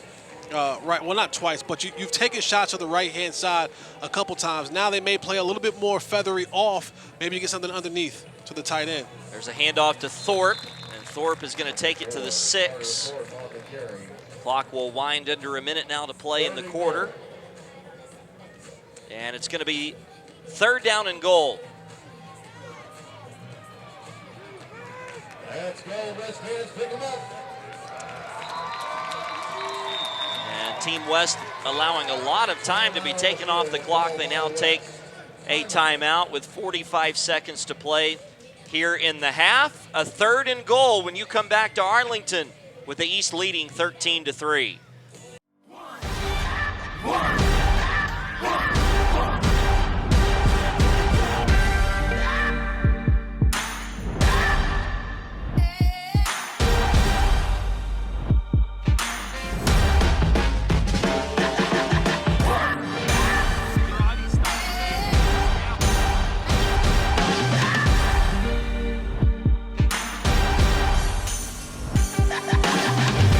What are you, some preacher? Some kind of angel or something?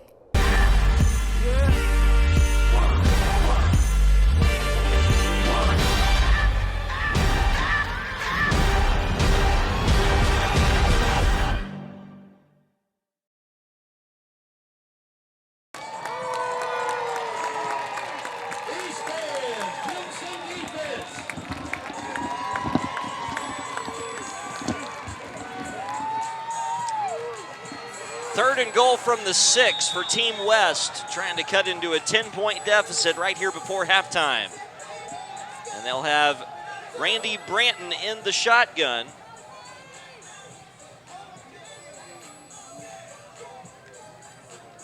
Branton will play fake, throw out to the left flat, incomplete, looking for Kenny Aturise, who was open, but the pressure forced Branton to get rid of it a little earlier than he wanted to. Really great pressure coming in off that edge by Daniel Zlatanov. D-end, 6'5", 220, and that length really helped him there, Jesse, to effect that throw. Yeah, you would hope that the quarterback would just take another breath, understand that I got a little bit more time, let that route develop, and then you already have the feathery touch. Just lay that ball out there. Let your big 6'3" receiver go out there and make a grab and see if he can't turn the corner for a touchdown. And that field goal try by the West Jackson Runyon goes off the right upright and clangs through from 22 yards. So Team West will make it a 7-point game with 39 seconds to play as you take a look at the fortuitous bounce off the right upright for Jackson Runyon. Not exactly how he drew it up, but he'll take it nonetheless, I guess. Speaking of Michael Vick, he had a commercial back in the day. Remember the Michael Vick's experience? And you go in, you put the thing on, and you got to go through this like you're going through this. It's like a roller coaster as what the quarterback is, and he goes, "It wasn't in the playbook, but it should be. That wasn't in the playbook, but it should be." Off the right upright into the field goal post for 3, and they cut the game a little bit, 13-6. You wanted to get a touchdown right there, but points are points, and they're coming at a premium right now. Not at a premium for Team West. So what they can get, they got to take it right now. But hopefully, on the other half of this, that they'll figure out their offensive woes and be able to turn field position in their favor. And when they get into the red zone, definitely walk away with touchdowns and not field goal. There's the kickoff by Runyon. It'll go back to the 2-yard line. The return by Brian Shields Jr., and he runs into a brick wall at the 15-yard line. Look at that tackle made by the West. LaDainian Hunter from Cypress Ranch High School in Texas, and Brian Shields Jr. just ran right into him. No, he didn't run into him. That was actually Jonathan Williams, 36, who made that big hit. Think you want to play football until you see hits like that. I sit here today as an old man, and I go, what was I thinking? Why would I want to play such a vicious game? And then hits like that, I go, my brittle bones just feel it now watching those hits like that happen on the football field. I go, I had to be absolutely out of my mind to want to play this crazy sport. But I love it, and I wouldn't have changed it for the world. Well, a timeout called by Team East before the start of the drive. 34 seconds to play here in the half. I want to go back to something you said a little earlier in the half about defensive backs and wanting to put their nose in and make tackles is such an underrated part of that position, just like blocking is an underrated aspect, and yet such a vital aspect of a receiver's game. And really, it's those things, the blocking as a receiver, the willingness to tackle as a defensive back, those are the things that can really set you apart. It's not necessarily being a shutdown corner or being a sure-handed receiver, but it's doing the little things extraordinarily well that can set you apart. Absolutely, and they give way to the big opportunities happening. If receivers are blocking down the field, now you can get 20-plus yard runs. We call them big plays or splash plays. Being able to do that. And for DBs, if you're willing to not make a business decision and stick your head in there and make a tackle, it lends from those big plays from happening. So they both go hand in hand, and coaches love to see if a guy is willing to do the intangibles, if they're willing to do the dirty work, whether that be blocking from the receiver or that means coming up, making a tackle for the DB. A lot won't do it. Those that do find themselves on scholarships, find themselves on NFL rosters. 2nd down and 10 here for the East. Handoff up the middle. And spinning out of a tackle, being slung forward to about the 25-yard line goes the ball carrier Charles Morgan, number 1 out of Manhattan High School in Kansas. Way to keep his balance, get spun out of the tackle, get some extra yards, and most importantly, get out of bounds, right? Save yourself a timeout, clock stops to give you a chance to regroup, and you're not rushing. And now you can possibly be able to convert this third down and keep the drive alive. And they're going to hand off on 3rd and short, and they're not going to get it, I don't think. It's going to depend on the spot. Looks to be a little bit short. Clock stops with 10 seconds to play here in the half as that carry went to Rigdon up the middle. 4th down. It is going to be 4th down, and the East is going to punt.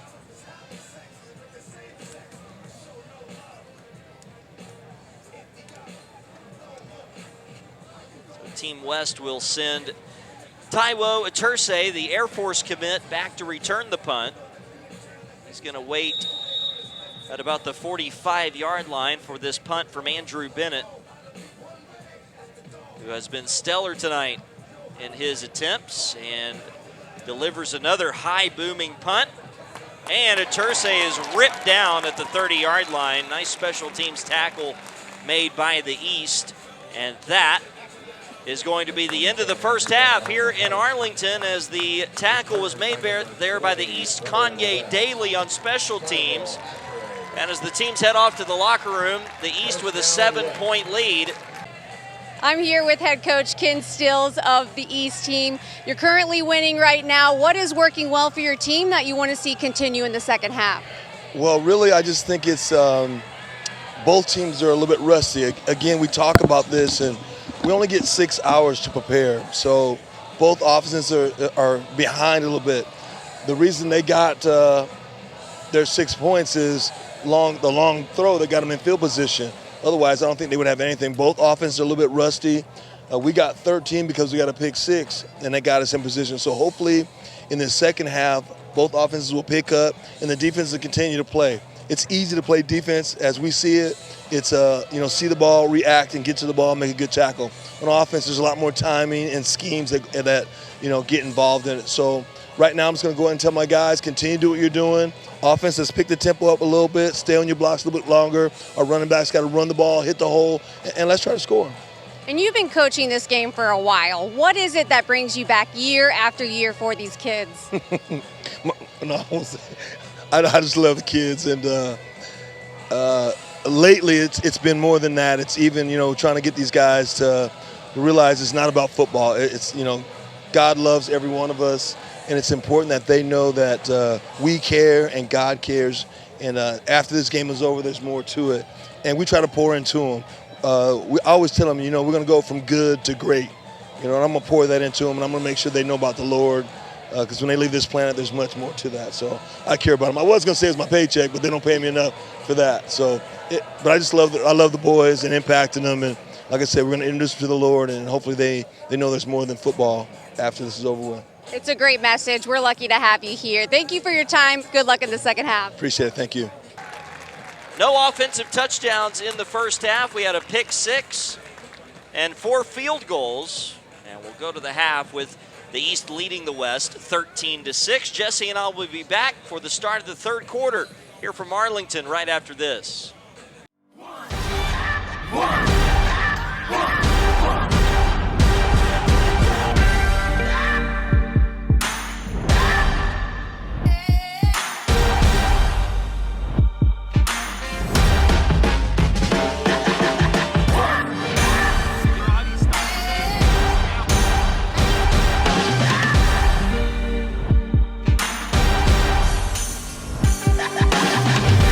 What are you, some preacher? Some kind of angel or something?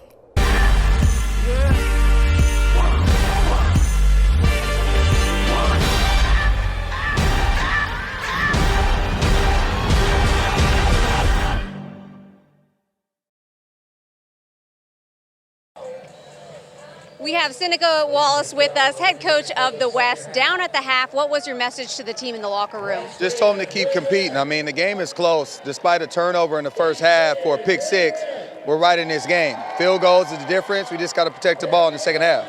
I know the competitor in you want to win, but what are you hoping the biggest takeaway is for your kids with this experience? It's about the experience, right? I mean, the biggest thing is we want to give these kids an opportunity to showcase their ability, and it's trying to give every kid a platform, an opportunity to make plays in the game. Thank you, Coach, for your time. Good luck in the second half. Thank you. We'll take it back up to Ryan and Jesse. All right, Laura, thanks very much. Getting ready to start this third quarter with the East leading the West 13-6. As Coach Wallace just beautifully put it for you, the difference in the game, a turnover in the first quarter, a 36-yard pick six by Nick Donvito of the East. That gave the East a 7-0 lead. They would go up by as many as 13 in that first half before the West was able to cut into that with 2 field goals by Jackson Runyon. And here we go. Team East will start with the football first. And the return from the goal line by Brian Shields Jr. out across the 15 and up near the 20-yard line. Well, Jesse, in this second half, what do you hope to see from both of these teams moving forward in a 7-point game? Yeah, I want to see both offenses come out here and really begin to establish themselves. Get some early downs, get the ball rolling, get the ball moving. It is an all-star game, right? We want to see points put on the board. I want to see more shots. I want to see more shots down the field. I want to see them take more chances with the passing game and see if we can't get a little bit of excitement to this game and get some shots down the field and some points on the scoreboard. And on first down, Team East will give the ball to Jalen Rigdon around the left end for a gain of a couple up across the 20 to about the 21-yard line. 3 West players converge on the tackle there. Will Reed along with Franklin Alfaro II. Second down and 8 here for the East, who have Logan Butler in as the quarterback right now. And another handoff to Rigdon, and Rigdon is going to be bear hugged and slung down. Another tackle made by Will Reed, number 35, from Forge Christian High School in Colorado, and a good play here by Mr. Reed. Yeah, Team West has come out and they've told themselves that we have to go out there and create some plays, right? Come out here, make a stop, get our team the ball back, and see if we can't turn this game around in our favor. The first 2 downs, they've been really stout, rallying to the football, being able to make the tackle for minimal gain. Let's see what they do on third down. 3rd and 7 for Butler in the shotgun. Back to throw across the middle, intercepted.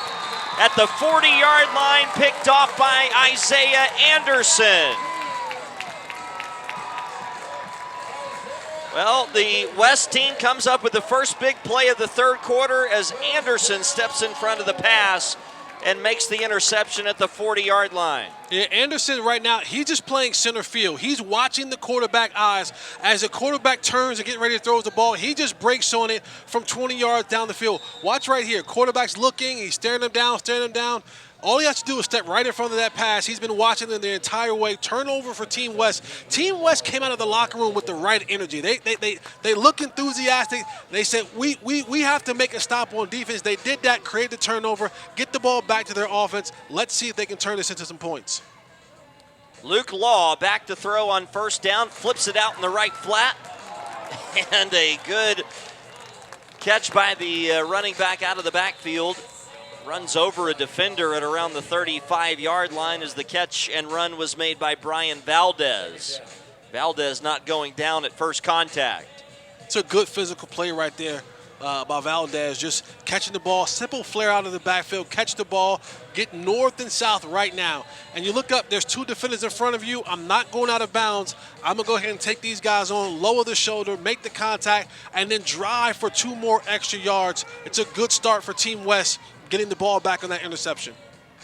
The play reminded me a lot of a running back you played with here for the Cowboys, Jesse, the late, great Marion Barber III, who was never shied away from delivering the blow. As that pass was dropped out in the right flat by Atursay, it's going to be third down. And these are the passes you got to just catch, right? That's a mental drop. That's not a difficult catch right there. That's a ball that's right there in your hands, but you're thinking about, hey, I get a chance to turn up the field and make a play. But you have to remember, you make no play unless you got the football with you.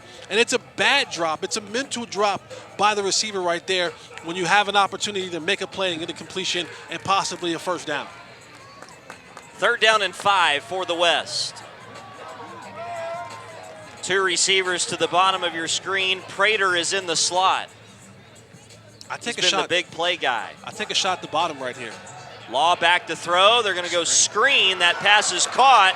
It's a first down inside the 30 and a little bit more than that as Nevin Corbin breaks free down to about the 15-yard line. Not an easy ball to catch here, but once he made the catch, got some forward momentum.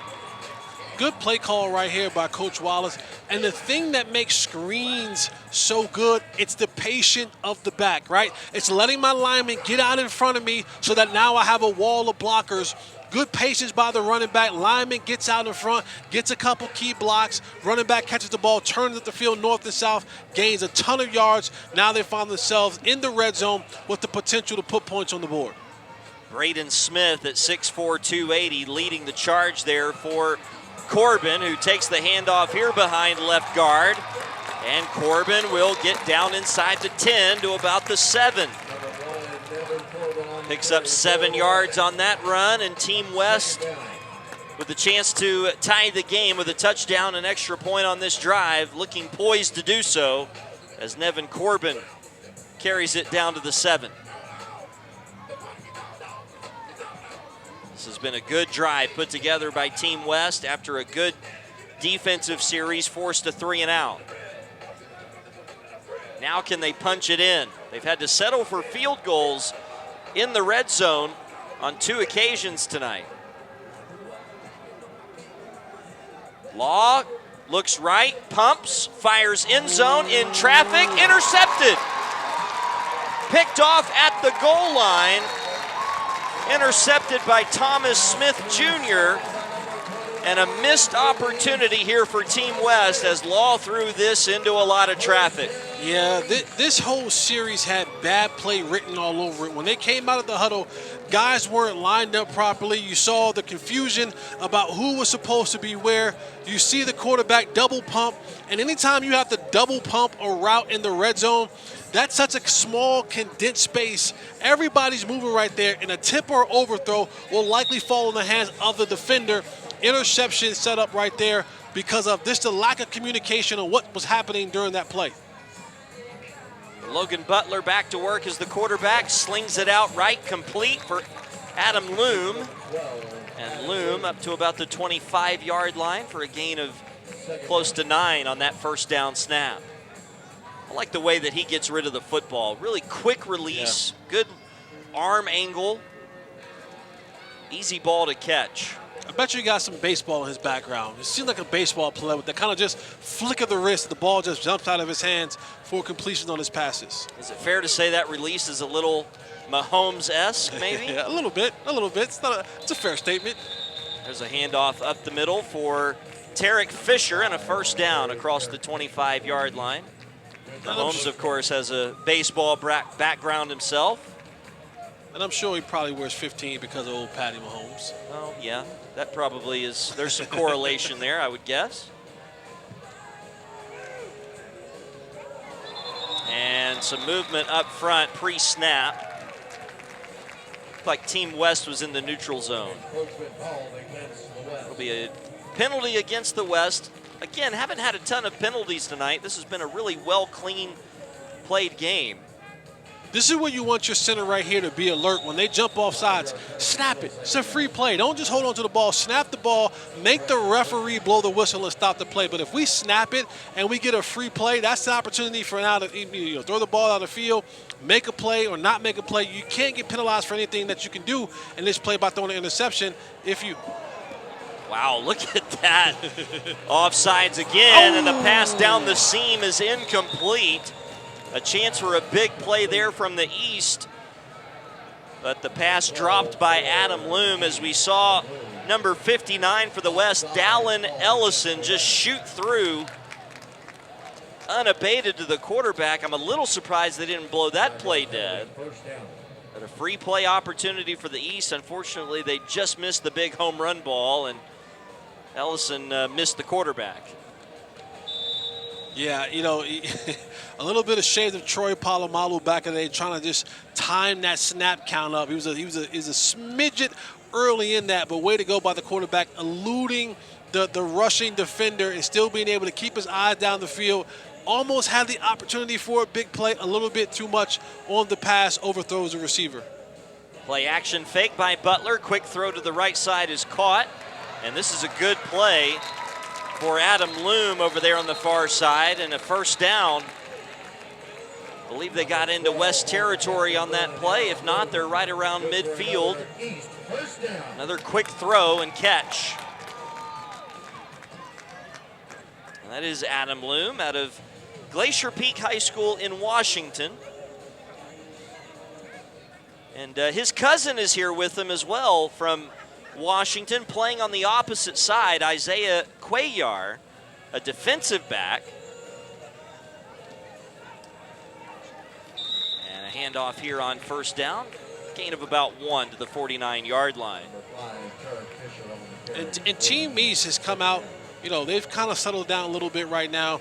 They've gotten some good throws, made some good plays, efficient runs, just trying to keep things on track. Complementary football, being able to run and pass the ball equally, keeping the defense on their toes throughout this drive. Logan Butler trying to get his team into the right play call from midfield. Quick throw to the left side is caught, but no gain after the catch as the tackle was made by Taiwo Aturse. Great play in the open field made by him. You know, I like this Taiwo Aturse. He looks like a DB. He has the right size. He looks good in his uniform. You see his technique. He comes up. He kind of shades the receiver a little bit, backs off, kind of plays a little bit of cushion, plays a little bit of press, but then he comes up and he makes a big tackle right there. I like that in the DB. Butler in a collapsing pocket's going to go down. He's hit and sacked. That was 3rd down and 7, so the East will be punting after the quarterback Butler was sacked on the play by Jonathan Williams, and Williams is having a great game. They wanted the double move up top in the slot. They had like a little slugger, a little slant and go, not a little slugger, but a little stutter and go up top. But it just developed a little bit too late. The pocket collapsed, and the quarterback had nowhere to go. Put that in your mental notes for later on that they want to come back to that and see if they can't hit that again. Andrew Bennett will punt. End over end kick. And this is going to be returned by Studebaker up the left sideline to about the 25-yard line. 11:09 to play, third quarter. Team East still leading the West 13-6. And we'll see the West back out there. They had an opportunity to tie the game the last time they had the ball, had it down inside the 10-yard line, but an interception thrown by Luke Law put it into that opportunity, and now we will have the chance to see Aiden Barrett from Bullard, Texas. Where's Bullard, Texas? Why you got to put me on the spot like that? I thought you had your, you said some Texas things earlier today. I thought maybe you knew you had your geographical hat on today where you can go and say, oh, Bullard, Texas. It's somewhere near Glenville in East Texas or West Texas outside of Beaumont. I don't know. Not so much luck with Bullard. I know Salado because I passed through Salado on my way to Austin several times. East Central Texas. No clue where that is. Quick Google search. Yeah. Shout out to Google. Here's a handoff. Good run around the right side. Carter Thorpe is really having a nice game for the West. And another carry here across the 30. Enough for a first down up to the 36-yard line for Carter Thorpe out of Falcon High School in Colorado. Again, I'm just thoroughly impressed. And, you know, after every play, you hear the plethora of names of cities and states that these kids have come from, have matriculated all the way here to Arlington, Texas to play at AT&T Stadium. The talent is just so vast across the states, and you just see it on display tonight from many different places, many different cities that some I've heard of, some I've not heard of, but the talent is definitely there, and this is what keeps college football rich with all these talented players. Really nice throw there by Barrett and caught on the back shoulder by Reyes Diaz for a first down. This is an example of a quarterback throwing a receiver open right here. This is how you drive a pass in right here to a receiver. Step, throw, plant, good throw, good catch by the receiver. First down for Team West. They're up to the 46-yard line now.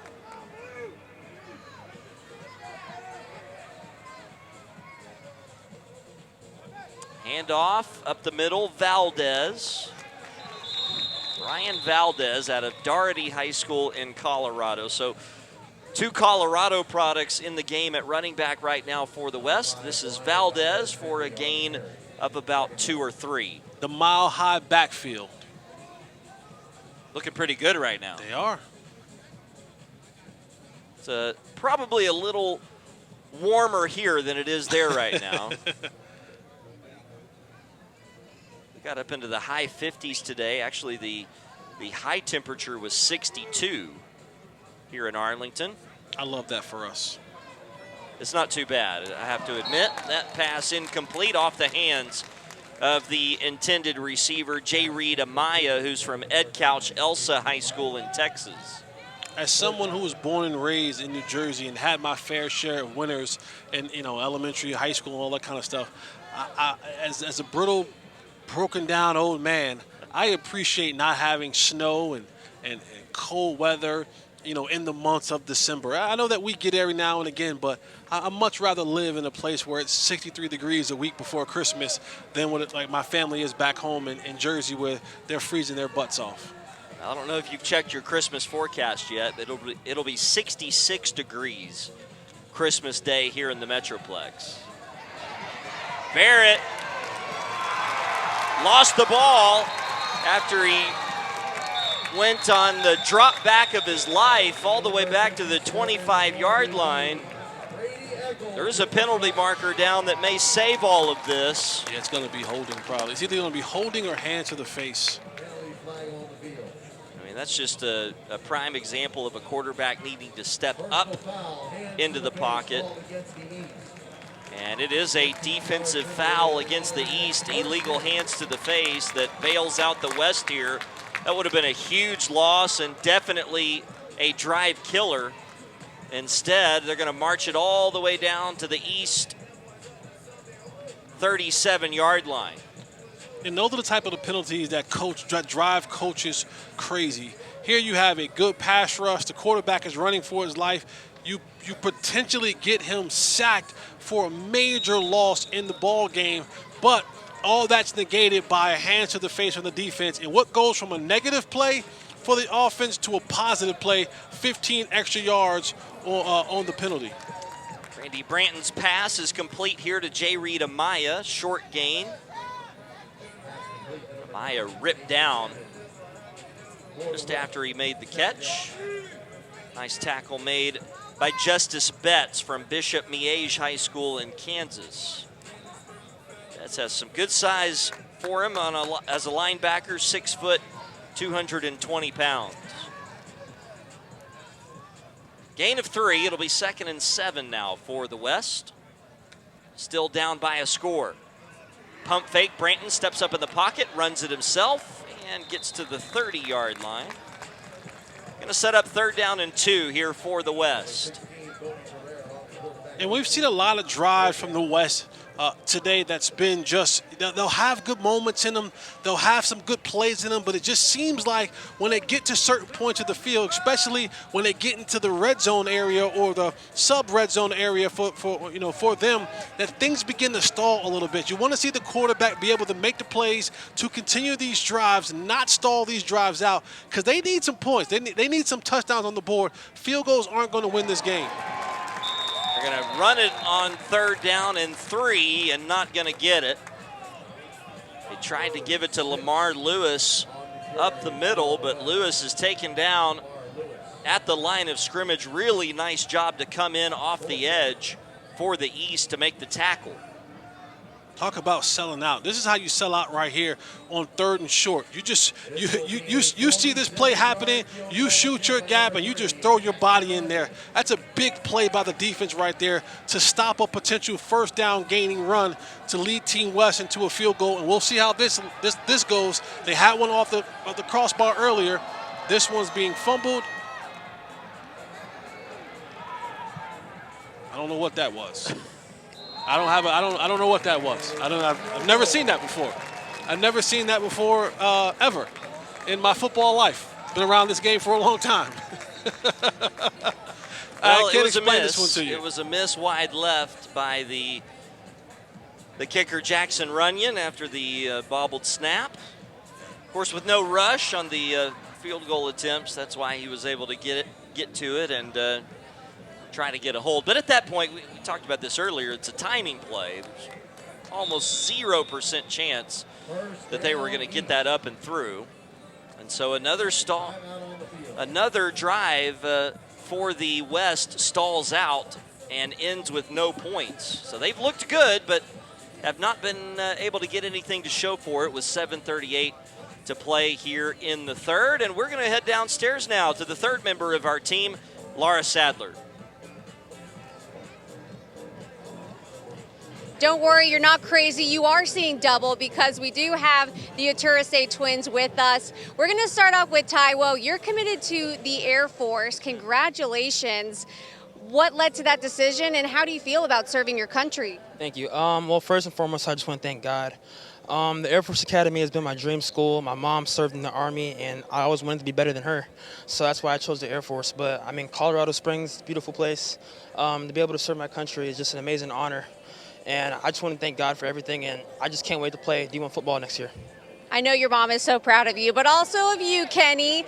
You're not committed yet, but he has multiple offers, okay? So schools that are watching, look out for this guy.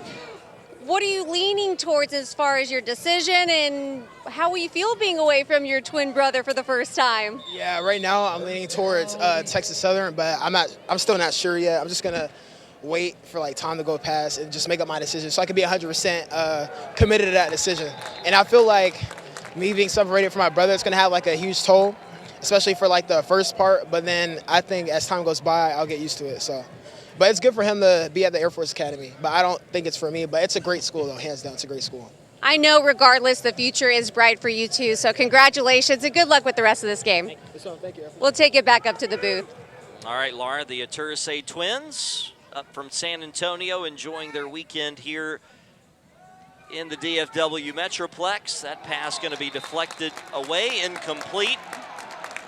And it's going to be 3rd down coming up here for the East. I love that for the twins, right? Because all their life they came into this world together. I'm sure there's a plethora of pictures in their mom's house, their grandma's house. They've been dressed together. They've been doing all these different things together. But you get to a point in time when you say, you know what? Though we shared the same womb, and we probably shared the same room, and we probably shared the same clothes, our life's paths are different. And one is committed to going to the Air Force, and I watched my mom go to the Air Force, and that was a great thing. But that's what I'm doing. And the other twin goes, that's not really for me. It's not my lane. I'm going to go somewhere else. And I'm proud to hear that they love each other. They're bonded by that twin relationship, but they're saying we have 2 different paths in life, and you got to respect that. Yeah, no question, and certainly 2 very impressive young men, Taiwo and Kenny Aturise, here in Arlington this week. And Brian Shields Jr. with a nice run up the middle there for a first down for Team East. A penalty prolonged this drive a bit earlier. And now the quarterback, Benjamin Roden, running for his life out of the pocket, will get to the edge and cross the 40. See the pressure come off the edge there, being provided by Riley Heron, but Roden able to escape out of that and pick up a couple. Just over 7 minutes remaining in this third quarter. Team East holding on to a 7-point lead. This is the same score that we had at halftime. I think this game has a big play is brewing. I don't know what side is going to give it to me, but I just feel that we have a big play that's gonna happen sooner or later. It's just in these games, you just know what's going to happen. They're going to take a shot. So one of these coaches have to say, you know what, we're taking a chance. We're taking a shot. And I think a big play is coming soon for one of these teams. Brian Shields Jr. on the carry. Won't be on this play. He'll get to the 50 though.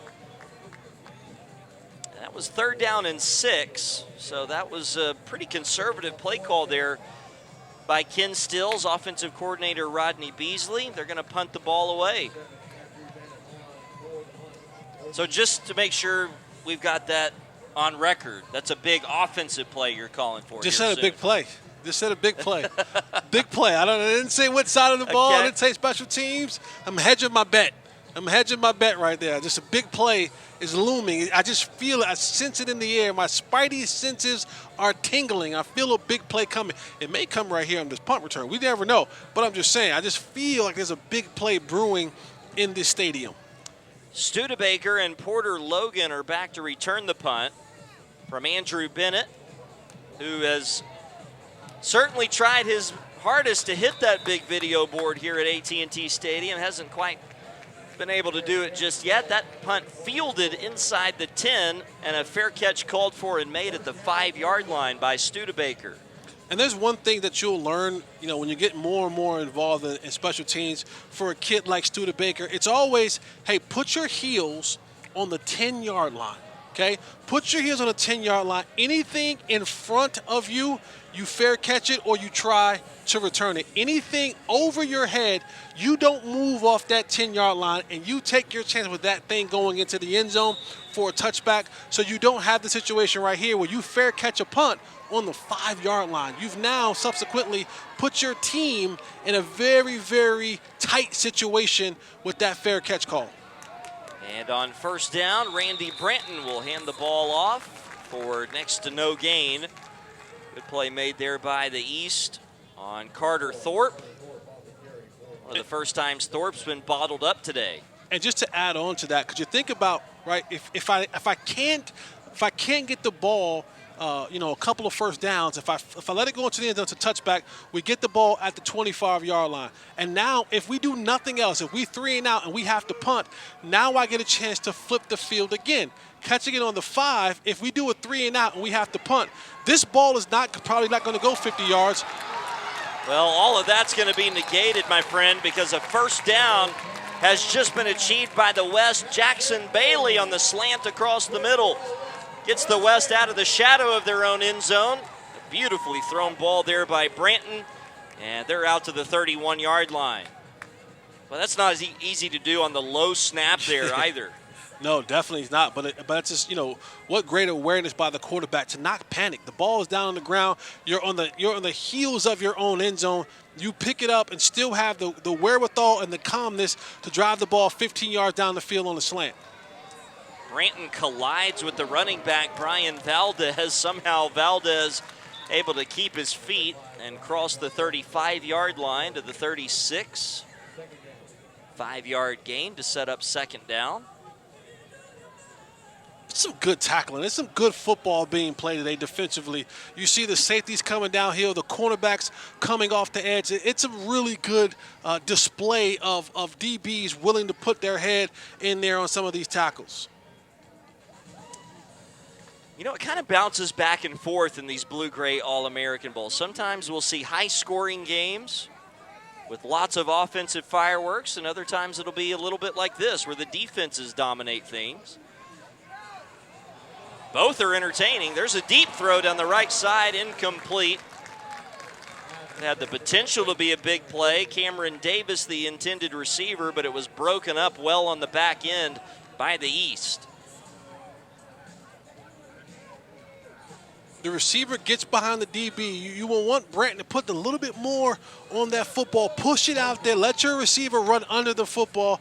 The DB has a chance to make a big play on the interception. As receivers, we say, we know why you play DB. You got all the skills to do everything except catch the football. That was Dakota Grayson back in coverage along with Thomas Smith Jr.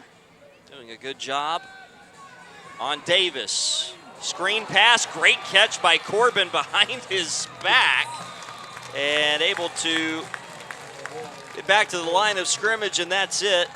But a great catch turned in by Corbin. It is time to punt for Team West. Yeah, great catch by Corbin, but not enough space for him to get up the field, do anything on the screen game.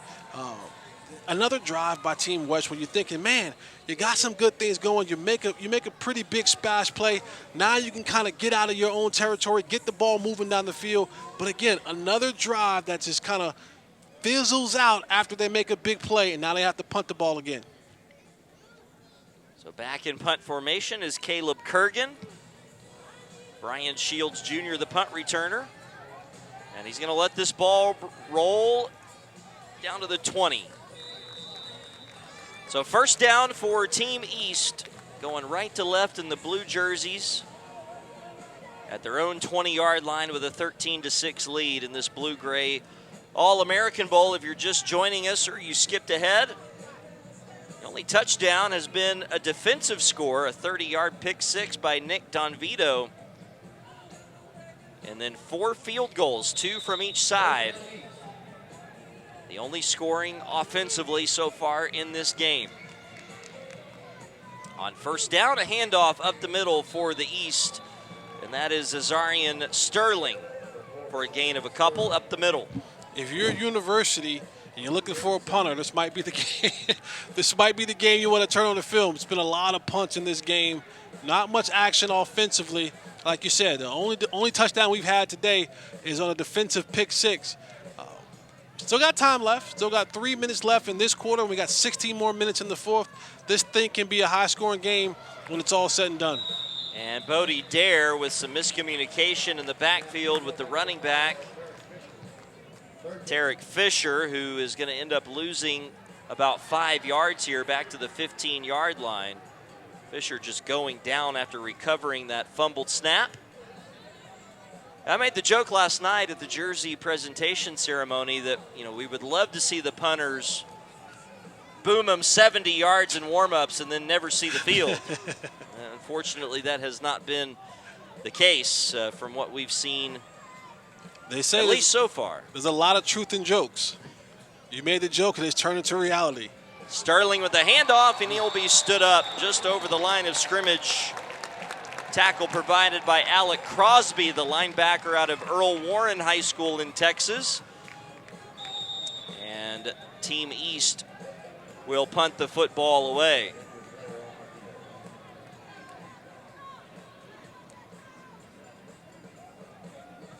Take a look at that tackle by Crosby, 6'1", 220-pound linebacker.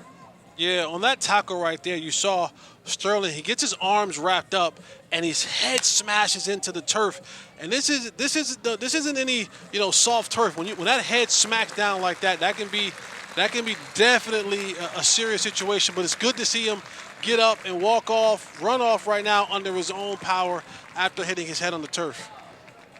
So good to see Sterling up and jogging back to the far sideline under his own power.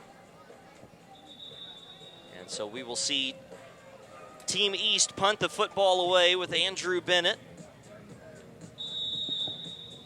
Studebaker, and Atursay back to return the punt.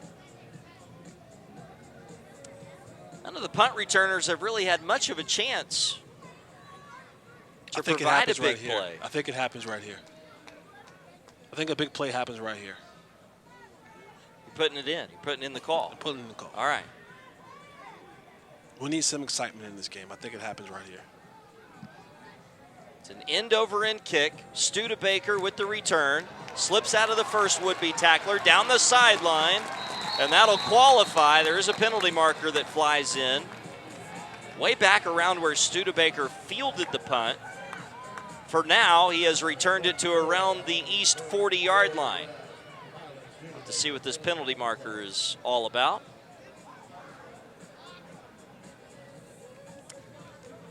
But as long as it's not against the West, they'll have good starting field position, down a touchdown as we near the end of the third quarter. And looks like holding on the return team. Block in the back, excuse me. So that will negate a big play again. Yes, it will. Doesn't count if it doesn't count. Try again later, partner.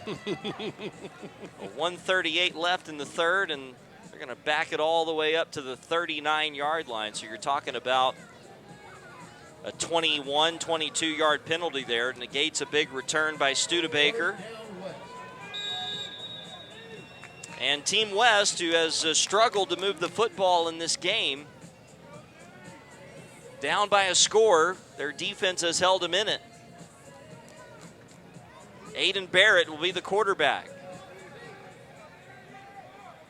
And you make a great point. Their defense has held them in. This offense has to find a way to get something going. You got to get something. You got to reward your defense. Say, hey, guys, you kept this in this. We gave it up a touchdown on that pick six. It's now time for us to kind of return the favor and give you an opportunity to rest up on the sideline and then give you some points to play with. Tie this ball game up, and now the momentum shifts and change and puts the pressure back on Team East if they score here. They start this drive with a handoff to Nevin Corbin, running back out of Oklahoma, who gains 3. Second down and 7 coming up. Barrett with 2 receivers to the top of your screen. Wants to throw across the middle, and that pass broken up. Probably should have been picked. Zion Rocket stepped in front of the pass. It'll set up 3rd down and 7 coming up. When you look at this pass right here, we call this a bang 8, right? That's a 5-step stop. This is 1, 2, 3, 4. When I get to that 5th outside step and I plant my foot in the ground, that ball has to be halfway there because 1, it's a timing route. 2, there's a safety inside. If you throw this thing late, I get my head knocked off, and that pass was behind the receiver. You get it out in front of him. He's able to make the catch and split the safeties, and we like to say, hit your head on the goalpost for a touchdown. Barrett on 3rd down. Man, all alone on the right side is Lewis. Down the sideline and inside the 20-yard line, Lamar Lewis on the wheel route out of the backfield on 3rd and 7 with a big play. It's a good play right here. Watch the quarterback look him off, hold the safety in the middle of the football field. Lewis sneaks out the backfield for the rail route up the sideline. I think Coach Wallace was holding on to that play for moments like this and finally decided this is the time to call it. Beautiful play design. They ran the receiver on the right side on a slant to clear that spot out. Hand off to Thorpe, and Thorpe is going to be slung down outside the 20-yard line. Nice tackle there by the East. And see, if this is where the West has their drives have kind of fizzled out. They'll make a good play. They'll get the ball over the 50-yard line. They'll have some momentum going in their direction. And then they'll get to a point right here where they get into the red zone or right outside the red zone, and then their offense fizzles out. You got to be able to take those opportunities. You made a really big play on the rail route to the running back. Now it's time to get into the end zone. You can't afford to take any more field goal attempts. Jaden Maggart made that last tackle for the East. Here's Barrett. And he's going to escape out of the pocket and find some room to run around the left sideline. Got outside the numbers and has a 1st down for the West. Aiden Barrett keeping that play alive and then some. Good pocket awareness right here. Trying to find something down the field. There's nothing there. I tuck the ball. I get what I can. Some space opens up. I go ahead and take what I can get. I get the 1st down. And now I find myself with 1st and goal, trying to get this thing in there as we change over to the 4th quarter. Well, the teams will walk down to the other end. No scoring in that 3rd quarter, but the West knocking on the door down a touchdown as we go on to the 4th quarter here in Arlington. 1,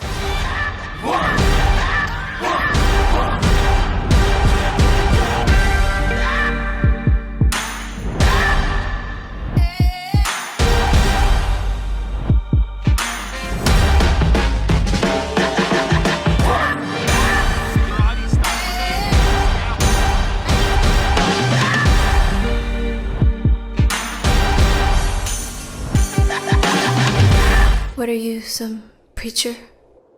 Some kind of angel or something?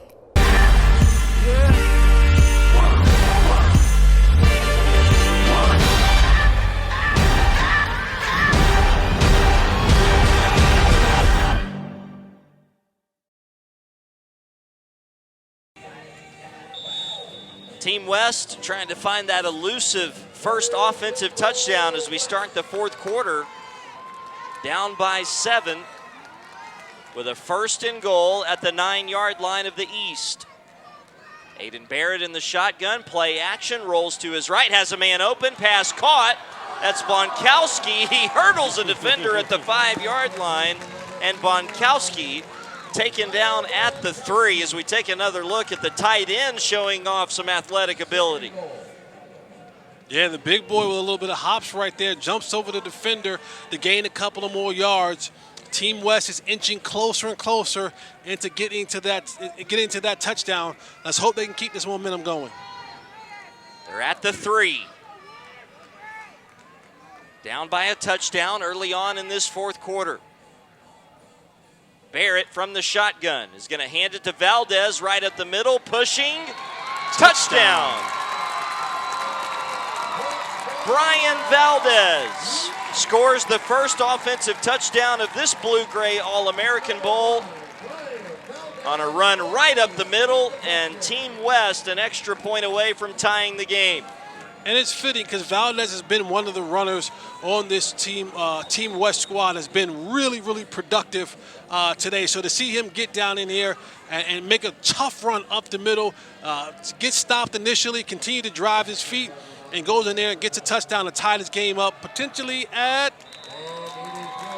it's tied up at 13 all here in the fourth quarter in the Blue-Gray All-American game. And how about this response from Team West, down 13-0 at one point, and now they've scored 13 unanswered to tie it. A couple of field goals by Jackson Runyon, and not just that, Jesse, but the perseverance offensively. We saw several times in that third quarter with opportunities to score that first touchdown, an interception down on the goal line, a couple of other drives that stalled out due to some bad plays and penalties, and finally they're able to persevere and get that touchdown. Yeah, that's the game of football right there, right?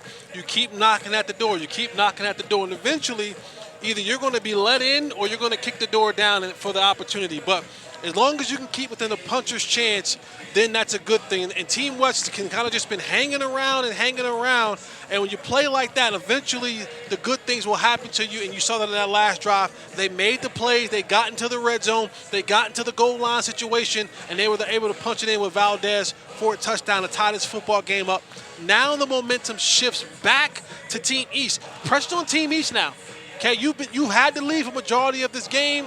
You've kind of been playing the front for the majority of this game. Team West has kind of been sticking around and hanging around. They scored a touchdown to tie this game up. Now the pressure's back on you to put some points on the board. Here's the kickoff by Runyon. And a chance to return from the 5-yard line for Brian Shields Jr. He'll angle to his left and be taken down just across the 20.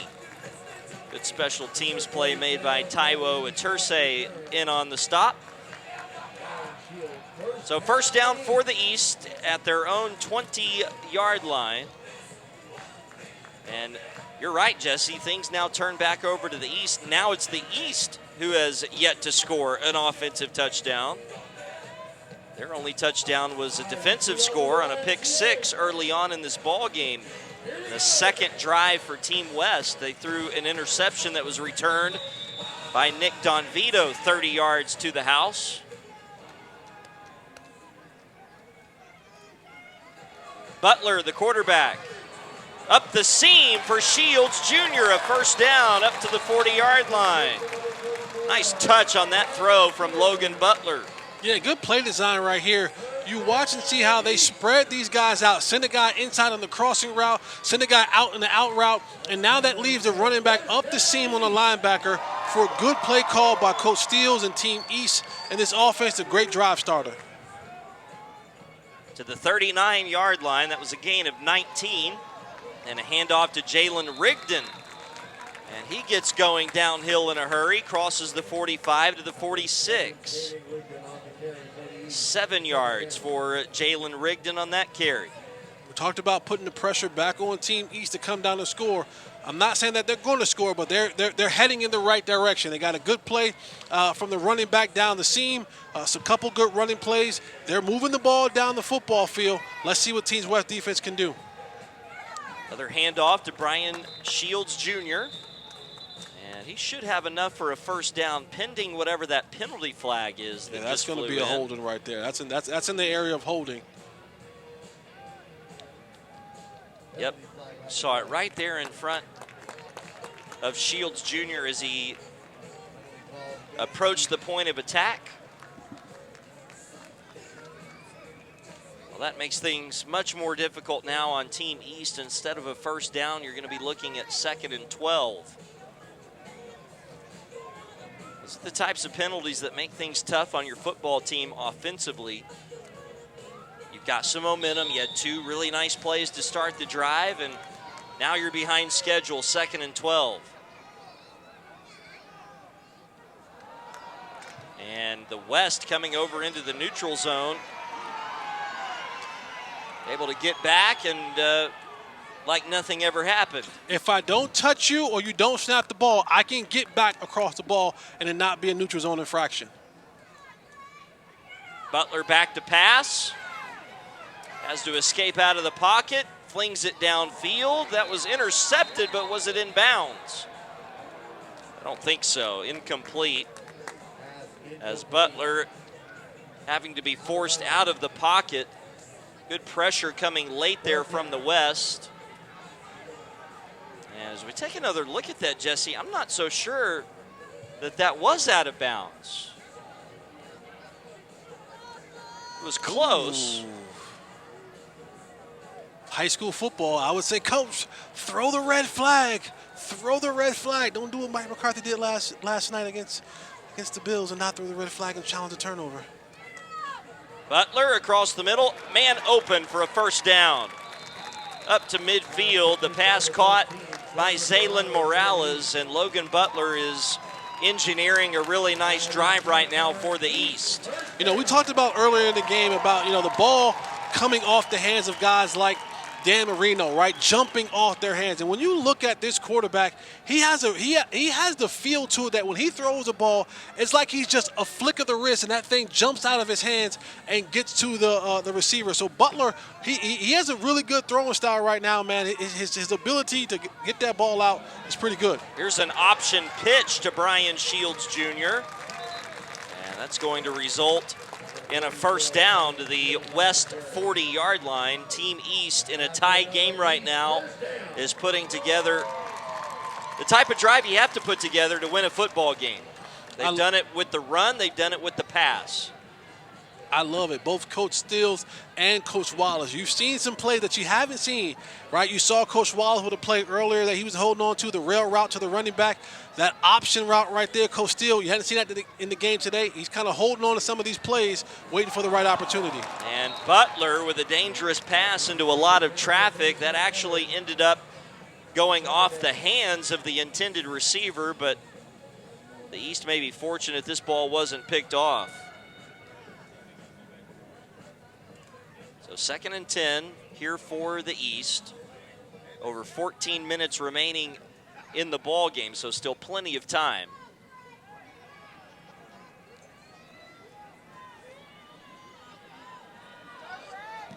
Second and 10 at the 40.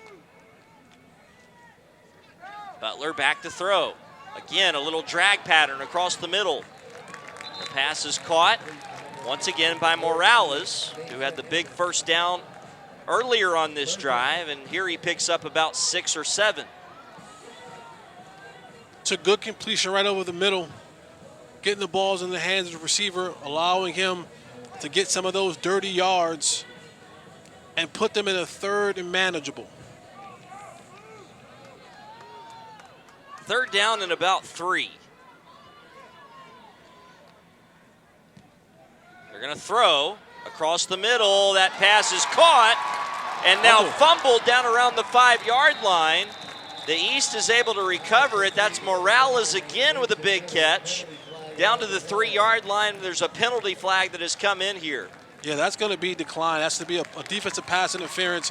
Good pitch and catch by Morales. Fumbles the football, but it bounces right back up into his gut for a big play for Team East. They have responded. We wanted to know how Team East would respond with the way that Team West was able to go down and get a touchdown on the board. They've done a great job in responding, and now they find themselves right now 1st and goal on the 5-yard line, looking to cash in on a touchdown. Low snap. Butler with a play fake, slipped out of a tackle. And going to wind up getting back to the line of scrimmage, and that's it. It'll be 2nd and goal. Yeah, bad snap, throws the timing off on what you want to do right there. Kind of got a little bit of a panic, tried to make a play. Wasn't much room to do it, but he got what he could, protected the football, lived to see another down, 2nd and goal. What seems like to be from the 4-yard line.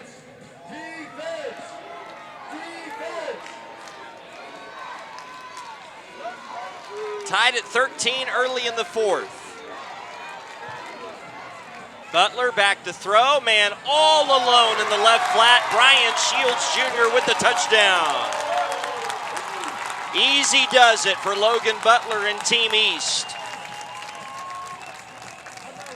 Yeah, good play right there by the receiver. This is the play right here where you know, all right, the linebacker has the running back who's kind of in that wing formation. All I want to do now is I want to make that defender have to bubble over the top of the route coming underneath. They misconfuse. They have a little confusion on who's supposed to take the running back. He's wide open for a touchdown. What a great answer by Team East. You give up the touchdown to Team West to tie the game up, but what do you do in response? You march the ball down the football field for a touchdown, get 7 on the board, take the lead back 20-13 with 13 minutes to go in the 4th quarter of the Blue-Gray All-American game. That ends a 13-0 scoring run for the West. What an impressive drive put together by Logan Butler and this East team. Big 3rd down conversion on the pass to Zaylin Morales, and then it was the catch by Morales down to the 5-yard line that eventually set up that 4-yard pass to Brian Shields Jr. And the East is back in front now 20-13 with 13:02 left in this ball game. And now, just like the onus turned to the East, it's now back on the West. And how will they respond to now finding themselves down by a touchdown? Now we got some action here. You know, we were looking for some touchdowns. Now we get back-to-back touchdown drives. Now the game is picking up. This is what I like to see. I like to see a little bit of action out there on the football field where these offenses get going. Took a little while for them to get there, but we're here. We're here in the 4th quarter, 13 minutes left. Now we're looking to get some action out here on the football field offensively. So Chase Klein will line up the ensuing kickoff. Studebaker back there with Roderick Russell to return the kick. And it'll be Russell from the 3-yard line, right up the middle to the 20. Big play. Look out, Russell. He's at the 40. Penalty marker down. Russell at midfield. He'll go out of bounds at around the East 45-yard line, but hold everything for just a minute. This might be coming back. Look at this burst, though, from Russell right through the middle. Yeah, they're going to call a block in the back on there right there. Well, that is unfortunate because that was the most electrifying return we've had in the ball game tonight. It'll be a spot foul. The penalty marker is at the 30, so this is going to move them back to about the 15-yard line. So when all is said and done, that is about a 40-yard penalty in lost field position. And those are the type of penalties that drive coaches crazy. It's like you finally get something going. You finally get something happening for your team. You get a big play on the kick return, and it's negated by a holding penalty that brings you back. And now you have to make up those yards where you would have had the ball at midfield to start your drive. Luke Law in at quarterback, and he will be hit and slung down A sack on the play by the East to start this drive, and a really nice job to get after the quarterback. That was number 53, Corey Hotel, who would be on the all-name team. He's from Falcon High School in Colorado with the sack. And you want Luke Law to have a little bit of a clock in his head, right? 1,000, 2 1,000. Understand that, man. When I get to that 3 1,000, if the ball's not gone, I have to know that someone is either bearing down on me or is right there. I got to get rid of that football, man, and find an open receiver as fast as I possibly can. On 2nd down and 16, pass completed across the middle to Atursay, the tight end. So it'll be 3rd down and 10 coming up. They got back to the original line of scrimmage with that catch by Atursay. This is a big play, though, right here. West does not want to give it back to the East down 7, especially after how fluid that East offense looked on their last drive. When you look at the top of the screen right now, you have a receiver one-on-one coverage. The safety is shaded over to the offense's left. I think something up top may be a good play. And they're going to fire out that direction, but the pass incomplete. Looked like it was Law trying to find a receiver underneath J. Reed Amaya. There's not much open downfield, and Team West will have to punt. I thought he was going to give number 13 a shot down the field. He had him behind the safety, but maybe just rolling out to his right, not trusting the arm strength. Maybe the angle's not good. He tried to make a play to the crossing route, but a little bit too high, and now Team West is punting the ball back to a red-hot Team East. Kurgan with the punt. And a chance to return here for Brian Shields Jr., and he lost the ball. Able to recover it at around the 44-yard line. Boy, there has been a lot of drama on punts tonight. Fumble recovered there by Cameron Bonner, a defensive back from Blue Springs High School in Missouri. He preserves the possession for Team East. Good starting field position here for the East, up by 7 with 11:44 to play. Team West puts their defense back on the field. We can see if they can hold up, maybe make a play, get the ball back for their offense as they're playing against the clock right now. Toss left, Shields Jr. got the edge, got to the 45-yard line. And a gain of about 1 brings up 2nd down. You know, I like this Shields Jr. kid, man. He has a little bit of spark to him. You can tell when he gets the ball, he has a big play waiting to happen, has a good size, has really good speed. You can see it every time he touches the ball, it's a positive gain. That's what you want to see from your running backs, to make sure that we're not taking a loss, that we're continually going forward for a positive gain. And here's a handoff to Tarek Fisher around the left side. Fisher will get up to about midfield. Should be close to a 1st down. It'll be 3rd and short coming up. And, you know, Shields Jr. is listed on our roster as a kick returner, Jesse, so not necessarily a guy coming into the week that Coach Ken Stills was thinking would be in the rotation at running back. With only 3 running backs on the roster, they needed a 4th guy to sort of be in that rotation. And they called on Brian Shields Jr., and he's done really well tonight for the East in that role. Fisher gets the call here, trying to pick up the 1st down, won't be able to. It's going to be 4th down and time to punt for the East. So a big defensive stop by the West, and they're going to get the football back. And they needed that. Kudos to the West defense for being able to say, all right, you know, our offense didn't give us what we needed, but hey, we stepped up and we did our job. We get the ball back without allowing East to put points on the board. Now the West got an opportunity to return this punt and see if they can't put some points on the board for themselves and tie this game back up. There's the punt. It's going to go by Studebaker and out of bounds inside the 10-yard line. That's a really nice punt by Andrew Bennett, who has emerged as a star tonight in his own right on special teams. The West is backed up with 10:48 left to play, down by a touchdown. We're here with Jonathan Williams, and your team has shown a little bit of a spark in this second half. What has led to the turnaround? Our teams are gelling together finally, because we're all from different parts of the states and everything, but no, we're finally gelling together. And you are committed to West Point. What led to that decision, and how do you feel about serving your country soon? Well, ultimately the decision is, the staff, it's kind of feel like back at home and everything. So, that was like almost my first option as soon as I went there and everything. And then, serving the country, it's going to be great, protecting the country and everything. Well, I want to say thank you for your decision of doing that and for the future for serving our country. We appreciate it. Thank you. All right, we appreciate what you're going to do in this game and, of course, in your future at West Point. Congratulations. Thank you again. Thank you. We'll send it back up to the booth. All right, Laura, thanks very much. And to Jonathan Williams, such a bright future ahead for that young man. He's had a great game tonight, the linebacker from Mojave High School in Arizona. So we have West Point and we have Air Force. Yep. Shout out to those kids, man, going to schools that will ultimately lead to them serving our country.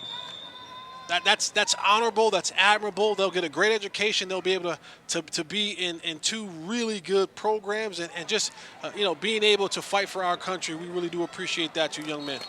Absolutely. And nice play to start this drive for the West. Lamar Lewis, who had a big catch earlier, with a nice run across the 10 to get the West going on this drive.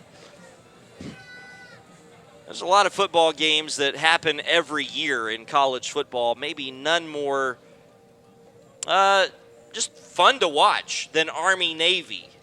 Right there at the end of the season, it's not about NIL and transfer portal and all that when Army and Navy get together. It's just about pride. Yeah. It's fun to watch. Jonathan Williams will be a part of that esteemed tradition starting next season, and the pass here incomplete, intended for Prater to set up third down and about 3 coming up.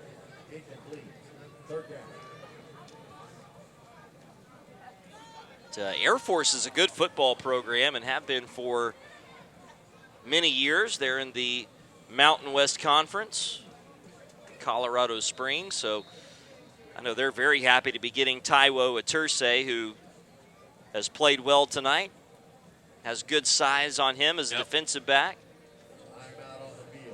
And it seems to be, not only are you going to get a really good football player, but you're going to get a well-rounded young man. Yeah. And we don't know much about these kids, but just from the time that we've been able to spend with them and see them tonight, this is the kid that just seems to have a good head on his shoulders. And, of course, his mom opened up today's ceremony with the singing of the national anthem. So he comes from that family of people who are in the service. So that accountability, right, that discipline, that the best ability is availability to make sure that you're there on time and doing what you're supposed to do. You get that from he has that from his home training. So going into the Air Force will be more of an easier transition because he's kind of been setting his ways for a long time from a kid all the way up to this point right now.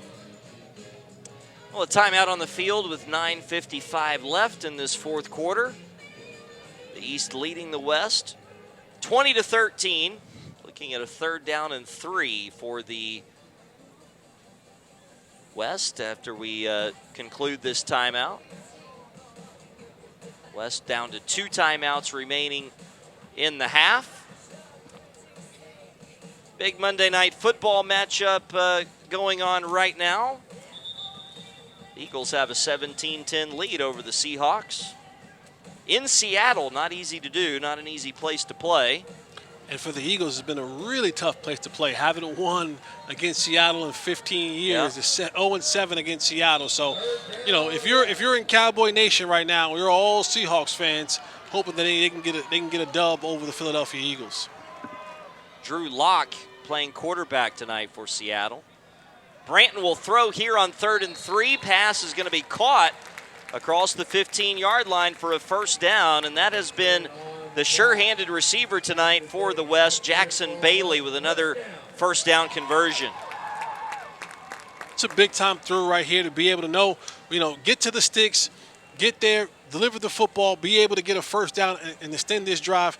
Team West, you got to understand, you're fighting against the clock right now. You got to kind of get this thing going a little bit. Not saying that you have to rush, but you want to make sure that you give yourself enough time to score and leave enough time on the clock just in case if they get the ball back that they'll have a chance to score again. Well, Branton ran into a lot of trouble in the pocket there. He's going to be sacked back around the 5-yard line. As we take a look here, he just sort of got disoriented in the pocket. And the sack by Dylan Niles, Missouri Valley Conference target from Southern Boone High School there in Missouri. That is a huge loss there for the West. They lost 9. It'll be second down and 19. Yeah, I know Coach Wallace has been around the National Football League and was one of the great college quarterbacks of his time as an Iowa State Cyclone.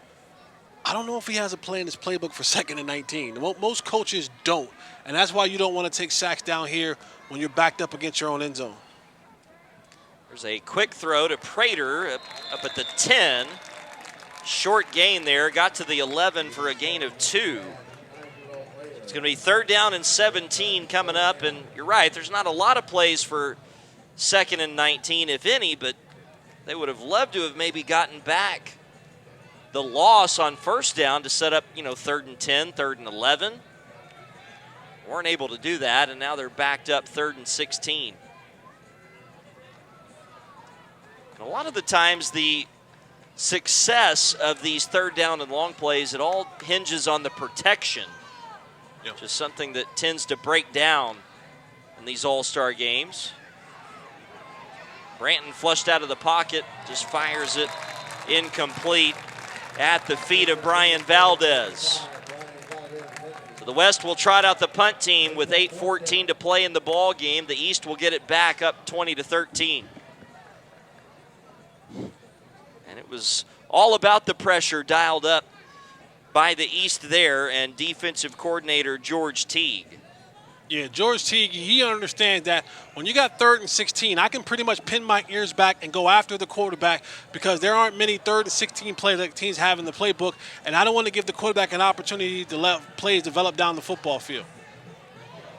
Really nice punt. Now the return by Brian Shields Jr. One of the few times tonight we've seen a punt returner actually field that bouncing, rolling punt, and it turns into a positive play for the East. They're going to be starting at the West 42-yard line, up by a score with 8:02 to play. And you don't want to say it, Jesse, but it almost feels like a score here by the East might put this game out of reach for the West.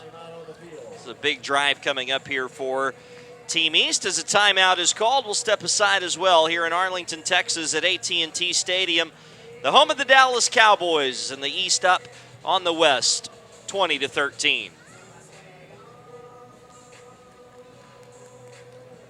How much time do we have? Do we have time to run to the bathroom? Probably. Thank you. Perfect.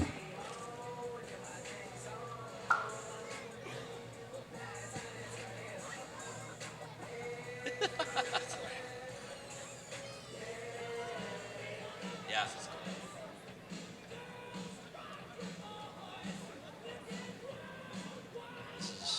This is top notch.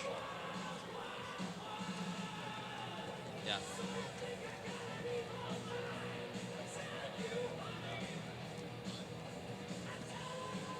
I don't think she was on for that, so I think it's fine.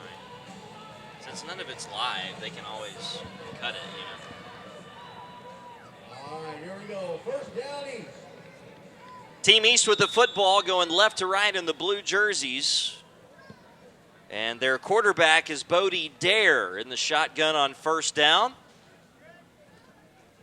And some miscommunication as he is able to hand it off to the running back. This is Tarek Fisher with a nice run around the left side on what was a broken play. And Fisher will get a first down for the East. Really nice run here after he was just barely able to take the handoff from Dare. And bounced it out to the left, got around a few would-be tacklers and picked up a first down. for the East. Good start to the drive. And now Dare will hand it off again, this time to Jalen Rigdon. And Rigdon with a gain of a couple inside the 30. To about the 28-yard line. 7.5 to play. The East with a 7-point lead. Trying to add to that here on this drive. Their only offensive touchdown, a 4-yard pass from Logan Butler to Brian Shields Jr. that gave them the lead earlier in this fourth quarter. Handoff once again to Tarek Fisher, and Fisher will be brought down at the line of scrimmage. Nice tackle made there by the Wests. Franklin Alfaro II, D-end from Santa Fe High School in Texas. And please don't ask me where that is. Add 15 yards to the end of this play for a face mask by the defense.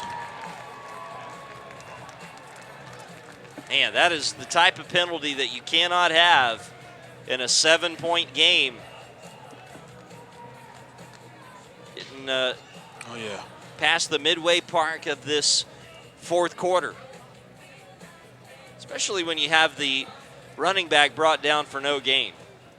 And I think you're right, RC. You know, a score by Team East right here may pretty much seal the game. Just the way that the Team West hasn't been able to get the ball up and down the field. Talking about now being down 2 scores. By the time you get the ball back, maybe under 4 minutes, that's going to be a lot to overcome when you haven't had a prolific, high-scoring offense, high-powered offense at any point in time today in this contest. Rigdon with that last carry for a gain of 2.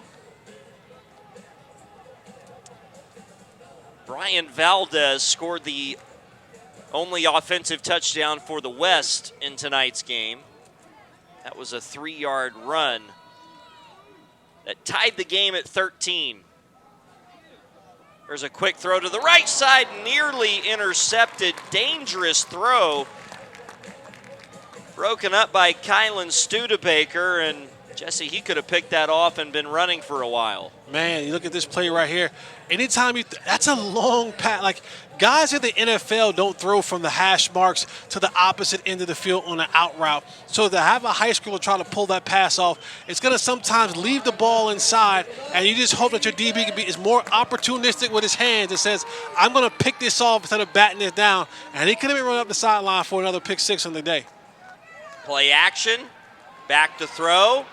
Penalty flag comes in, and it's going to be a sack back at around the 20-yard line. Nowhere to go with the football for Dare. And this may be capitulated with a holding call in addition to the sack. Never good when you're getting a holding call and the quarterback still gets hit. It's going to bring up 4th down, and so the field goal team will come out. Chase Klein, who is 2 for 3 tonight, has been good from 39 and from 49. And this is going to be from 36 yards out.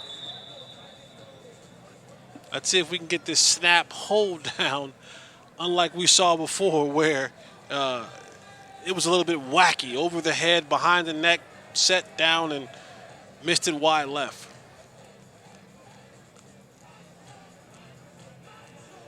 Officials trying to get things in order before this play.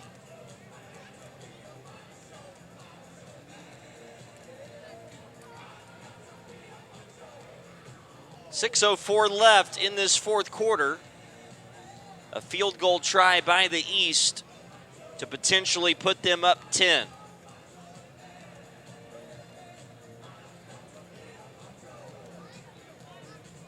Not sure what the delay is here.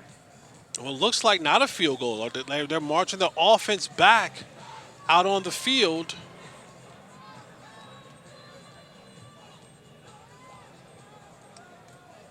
Or was it a penalty? It looks like we may have had a penalty Correction, West coaches have elected to take the penalty. Okay. Third down for the East.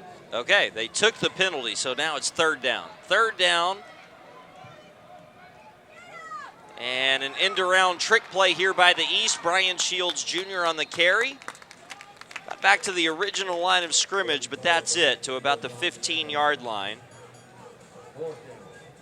And now it is fourth down. So maybe hoping there that they could push the East back, maybe get another sack and force them out of field goal range. But instead now Klein will try a 32-yarder from the right hash to give the East a 10-point lead. Just snuck it in the right upright. Started outside the upright, able to hook it back in and give the East a 10-point lead with 5:16 remaining. Here in this fourth quarter, it's now the East 23 and the West 13. We'll come back to Arlington right after this.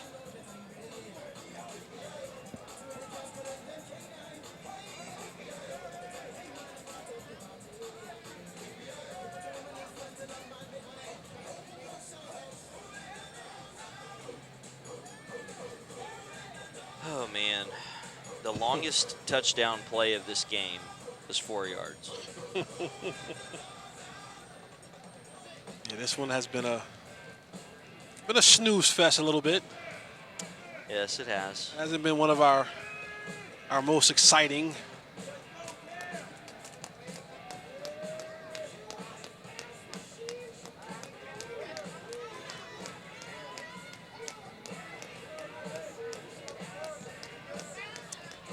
Well, Chase Klein with his third field goal of the evening to give the East team a 23-13 lead. 5:16 left, and so now time is not the ally of the West, especially with the way that they have not shown the ability to hit big plays tonight. Roderick Russell muffs the kickoff. Here he comes now on the return. Turns back to his right and is forced out of bounds right around the 20-yard line. As we have a little bit over 5 minutes left in this All-Star game, we kind of normally sometimes we'll have the player of the game or the defensive player of the game, offensive player of the game. It'll pop out. I don't know if it's necessarily popped out just yet. Maybe it's Junior. Was it Singleton Jr.?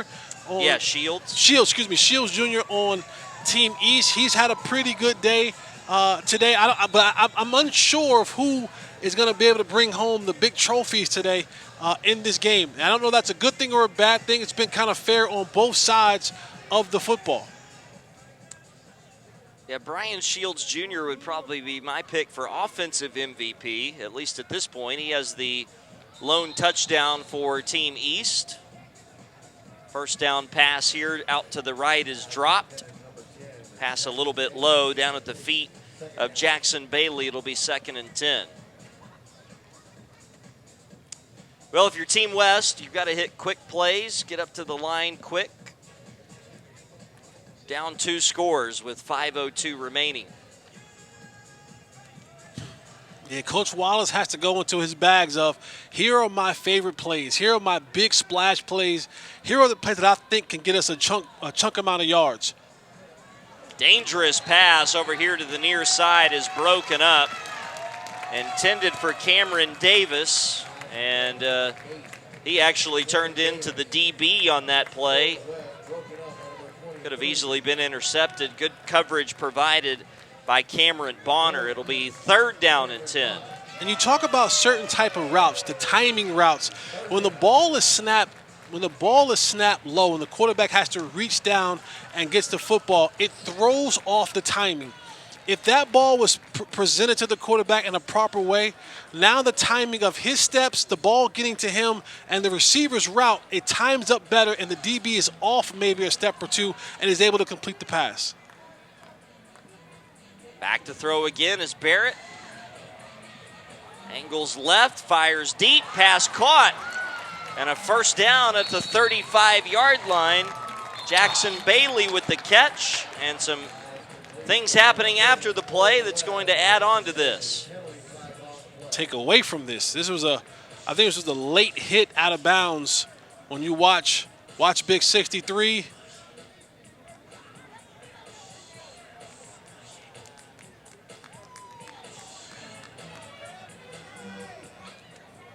Oh, yep.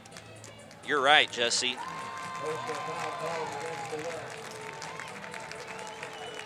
Well, that is not, again, the type of penalty that you can have when you're down 2 scores, trying to go down and cut into a 10-point deficit under 5 minutes to play. I'll spare you the name of that young man, but not a good penalty there, costing your team yardage.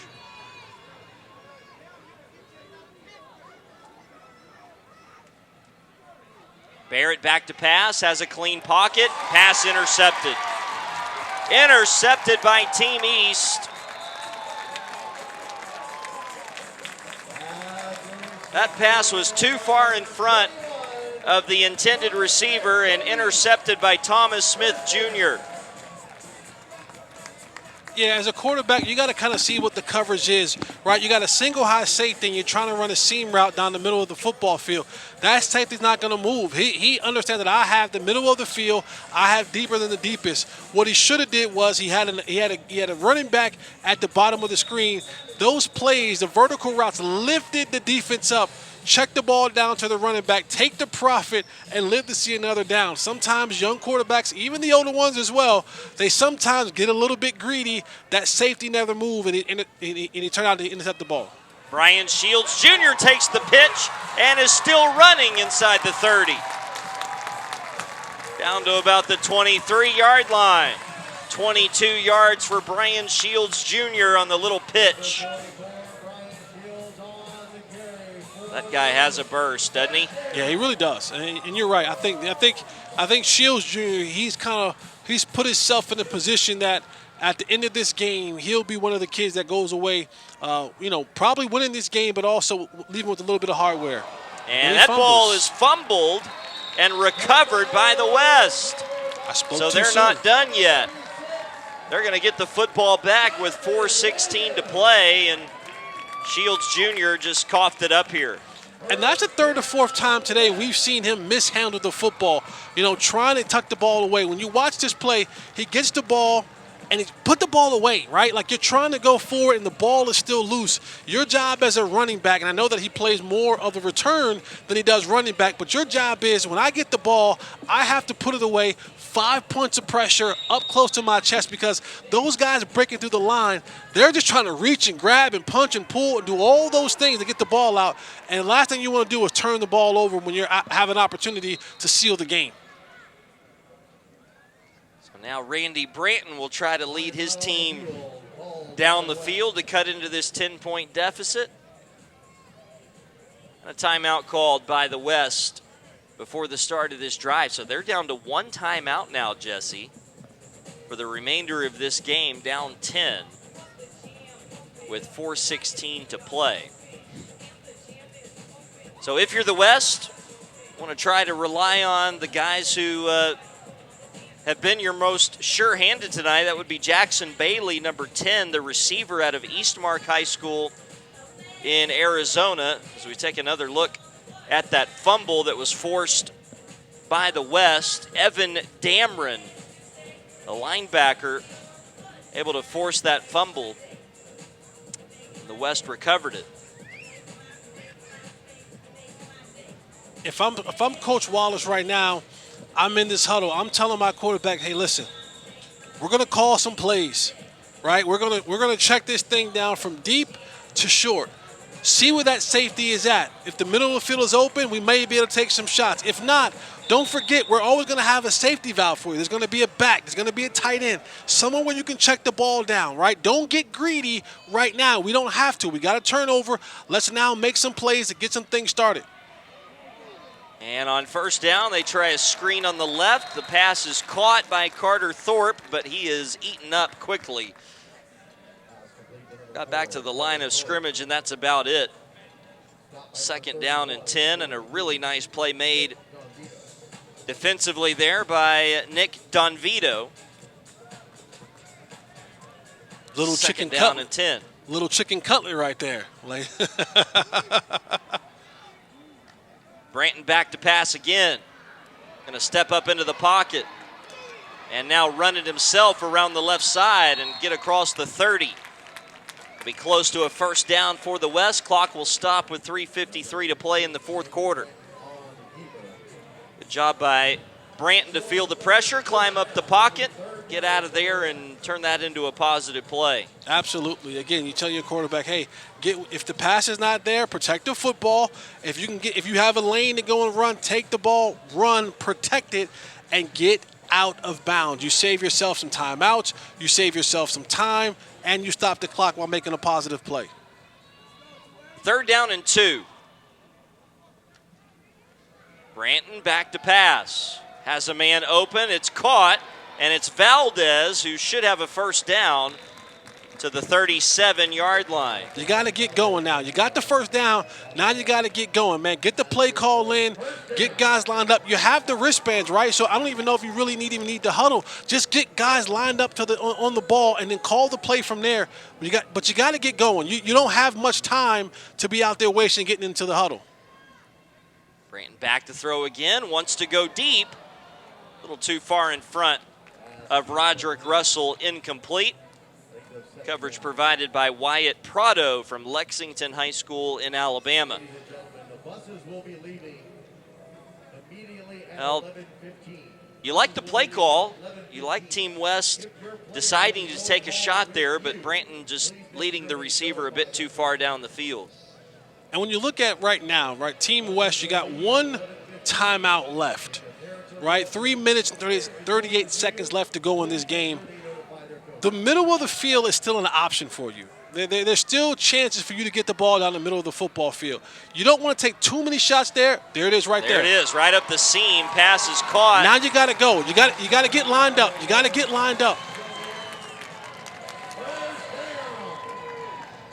Yeah, that was a really nice pitch and catch to the receiver, Max Shaboyan III, his 1st catch of the night. To the east 42-yard line, 3.5 to play. Branton, little drag pattern across the middle. Nevin Corbin with another catch to the 37-yard line.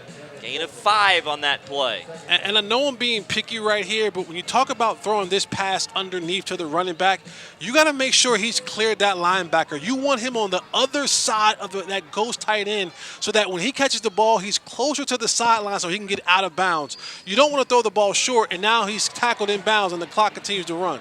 Branton does a good job to spin out of trouble. Fires to the right sideline. That is caught. Out of bounds. But was it out of bounds? Yeah, they say incomplete. So we take another look. Left-handed quarterback spinning back to his right, firing across his body, and I don't know about that one. I don't know about that one, Mr. Official. That one looked okay to me, but they didn't necessarily have the best look at it.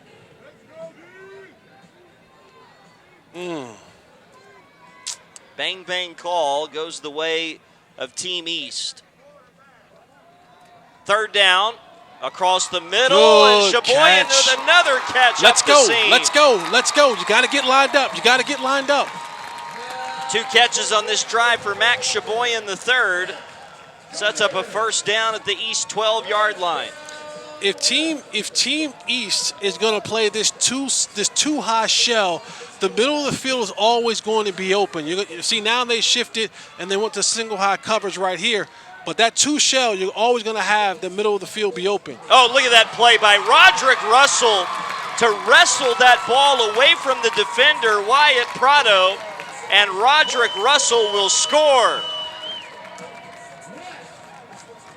Broke out of a tackle and walked the dog for the touchdown.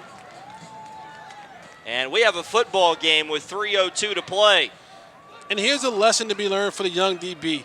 If you're not 100% sure, 1,000% sure that you're going to be able to make that interception, then you got to play that thing from outside in, right? And make the tackle, secure the tackle, and make sure that you're not giving up a big play that leads to a touchdown, what you did right there. Well, that'll fire Roderick Russell up. He's the kick returner / wide receiver from Hardin Jefferson High School here in Texas. And he puts it in the end zone to give the West some hope with 3:02 left. Down now by just 3. Now educate me on this because I'm not even sure on this one. What's the onside kick rules in this? Is there an onside kick rule that you cannot or you can do it here, or you got to just kick it away and play the clock? I cannot answer that. I'm not sure that they have a rule for or against it. Are you advocating for one if there's a possibility? Or would you kick it deep and trust your defense? No, I'm going to take my shot at someone missing the opportunity to knock the ball out of bounds or to corral it. And even if they do get it, I'm still willing to trust my defense and say, hey, even though we've given them a shorter field, go out there and make the stop. Go out there and make us right. Well, we'll see. It does not look like from this formation that the West will be trying an onside kick. So with 3:02 left and only one timeout, they will be trusting their defense to make a stop. Well, or will they? Runyon is a right-footed kicker angling towards the near sideline, and I think Team East recognized that and called for timeout. Yeah, they weren't set up for an onside kick. They were set up to take the kickoff deep.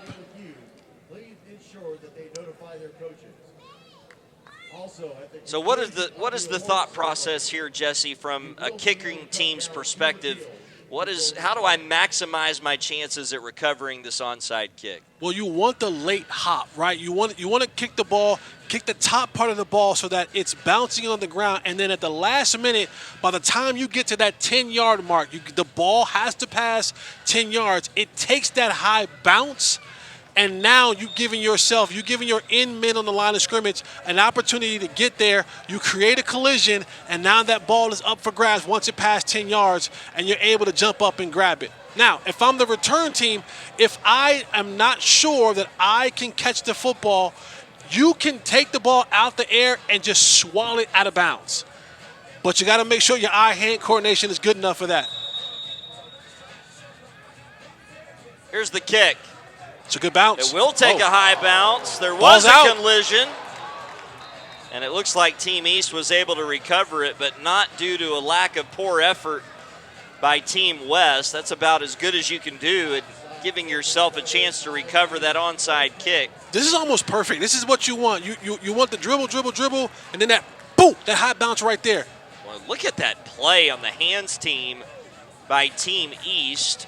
Didn't get a great look at that number, but I think it might have been Cameron Bonner, 23, who just gobbled that ball up.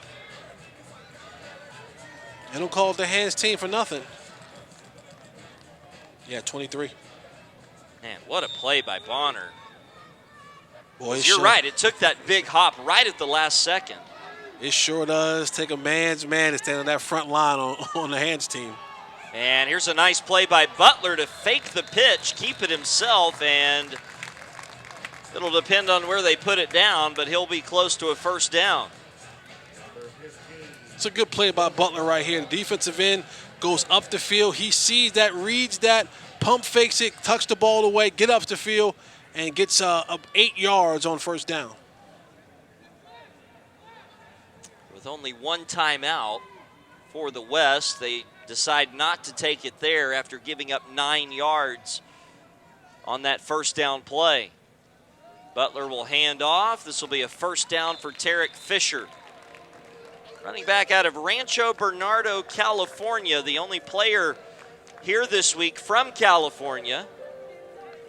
I'm sure we'll have several more in our next Blue-Gray All-American games, which will be on January the 8th right here at AT&T Stadium, and then January the 30th in Tampa, Florida at Raymond James Stadium, the home of the Bucks.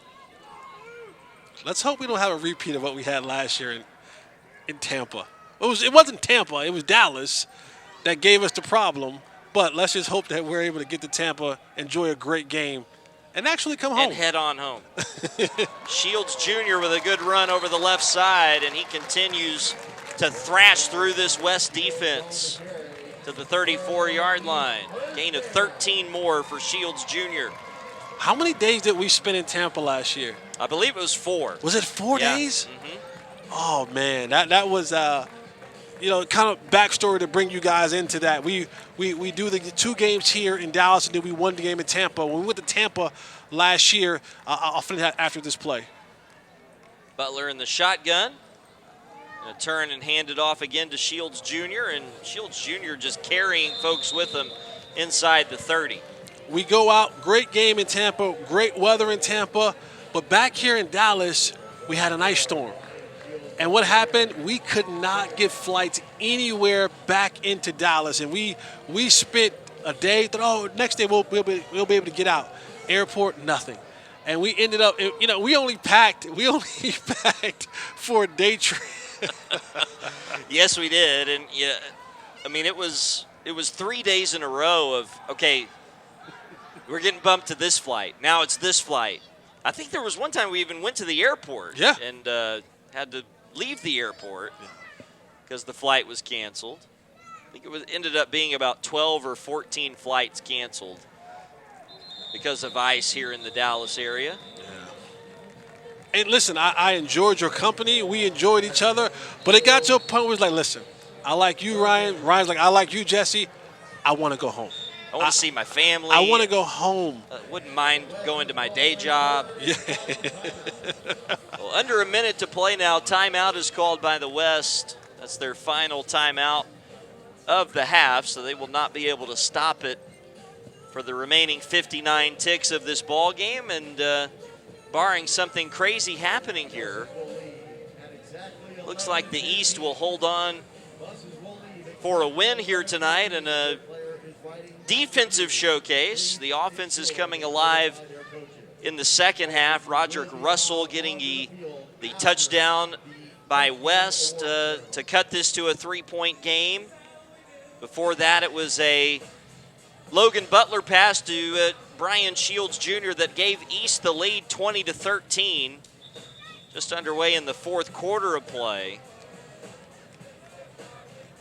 The offenses have played much better in this fourth quarter, starting to reel off some big plays, especially Team East in this ground game. Here's 3rd down and 5. Team East can get a first down here, they would effectively end the game. They're going to hand it off. This is Fisher. He's brought down in the backfield. Oh, a great open field tackle made by Jonathan Williams, the West Point commit. It's a great tackle right here. This is just coming down the line of scrimmage, seeing your target, being a heat-seeking missile. Look at him at the middle linebacker. I'm watching him. I got him. Like lion to a gazelle right there. I attack, I bring him down, and I prevent the first down from happening. That was a great look of that. You could see Williams just tracking the ball carrier step for step. Down to 15 seconds. Looks like Team East will let it go all the way down and call for a timeout. Now, what do you do here if you're the East? You're talking about a 51-yard field goal try from here. I give it a shot. Yeah. I give it a shot. Klein has shown the ability to hit from that deep. You don't have to worry about the kick being blocked because there's no rush. All you can ask now for the center, hey, make a perfect snap, hold it, get the ball down, kicker, do what you have to do. Now, Team West, I'm on the sideline, I'm saying if we get this ball back, with maybe 10 seconds left to go in the game, hook and ladder, couple of laterals. I'm trying to find a situation where I can make a play. Yep. Well, it looks like Team East is going to punt the football here. Not something you would normally do from this spot in the field, but the game time and situation calls for that. Let's see if Bennett can pin him deep. It's going to bounce towards the goal line. Did that stay in the field of play? No, it's a touchback. Boy, just barely. I think it broke that plane, but not by very much. And so the ball will come out to the 20, and Team West will have probably one more play. Down by 3. Well, we mentioned the limited practice time here in Dallas. 2 3-hour practices on Saturday and Sunday at Hurst L.D. Bell High School right here in the Metroplex area. I don't know if the hook and ladder play made it into the practice itinerary, but I guess we're about to find out maybe. Branton will be the quarterback. If I'm Coach Steele and I'm George Teague, defensive coordinator, I'm saying, listen, guys, we don't need any heroes. We don't need any heroes. I'm going to rush with the front 4, and I'm dropping 7 guys back. I'm dropping 7 guys back and saying they got to go 80 yards to score. No one gets behind you. My safeties, you have to be deeper than the deepest. That means if a guy goes 50 yards, you need to be 55 yards deep. If a guy goes 55 yards deep, you need to be 60 yards deep. Nothing gets behind you. Don't try to get the interception and all that kind of stuff, because I've seen plays, LSU, for example, against, was it Kentucky? Remember that play? It's like, all he needs is a Hail Mary. A guy tried to get the interception, tips off him. Kentucky receiver catches it, wins the football game. So I'm telling my guys, don't need hero ball. Get deeper than the deepest. Let nothing get behind you. We'll see what sort of alignment the East comes out in. Looks like they will be in a 4-man front. And they'll have guys as deep as the 45-yard line. Branton with a quick throw. Pass is caught. Here comes the first lateral. That's deflected. And that's going to pretty much do it. Team East is going to hold on here in Arlington and walk out of AT&T Stadium with the win. 23-20, the final, and a great deflection on that play by the East's Zach Bentler to make sure that that play didn't make any highlight reel. Jesse, final thoughts here from Arlington. What a great game. I love, there has to be a winner or lose while we keep score, but I love the fact that these young men get an opportunity to come out here. AT&T Stadium, right? AT&T Stadium, play under the bright lights in Jerry's World, showcase their talent. You saw a lot of good things happening. I pray and wish the best for these young men. I hope those who have scholarships go on and do great things in college, and those who are trying to get some, that they were able to make some headway today and getting some offers that will allow them to go further their education. This game of football can take you a lot of different places, and even if it doesn't take you to the National Football League, go and get a free education. That opens up the world of opportunities. I know a lot of people who graduated with a lot of college debt. You go get you a scholarship for 4 years, you leave college without having debt and having a degree, all from the game of football. Couldn't have said it better myself. What a game tonight here at AT&T Stadium. The East knocks off the West 23-20. For Jesse Hawley and our entire crew here in Arlington, I'm Ryan Castle saying good night. We'll talk to you in January for our next Blue-Gray All-American Bowl. Merry Christmas. Please stand by for the post-game ceremony.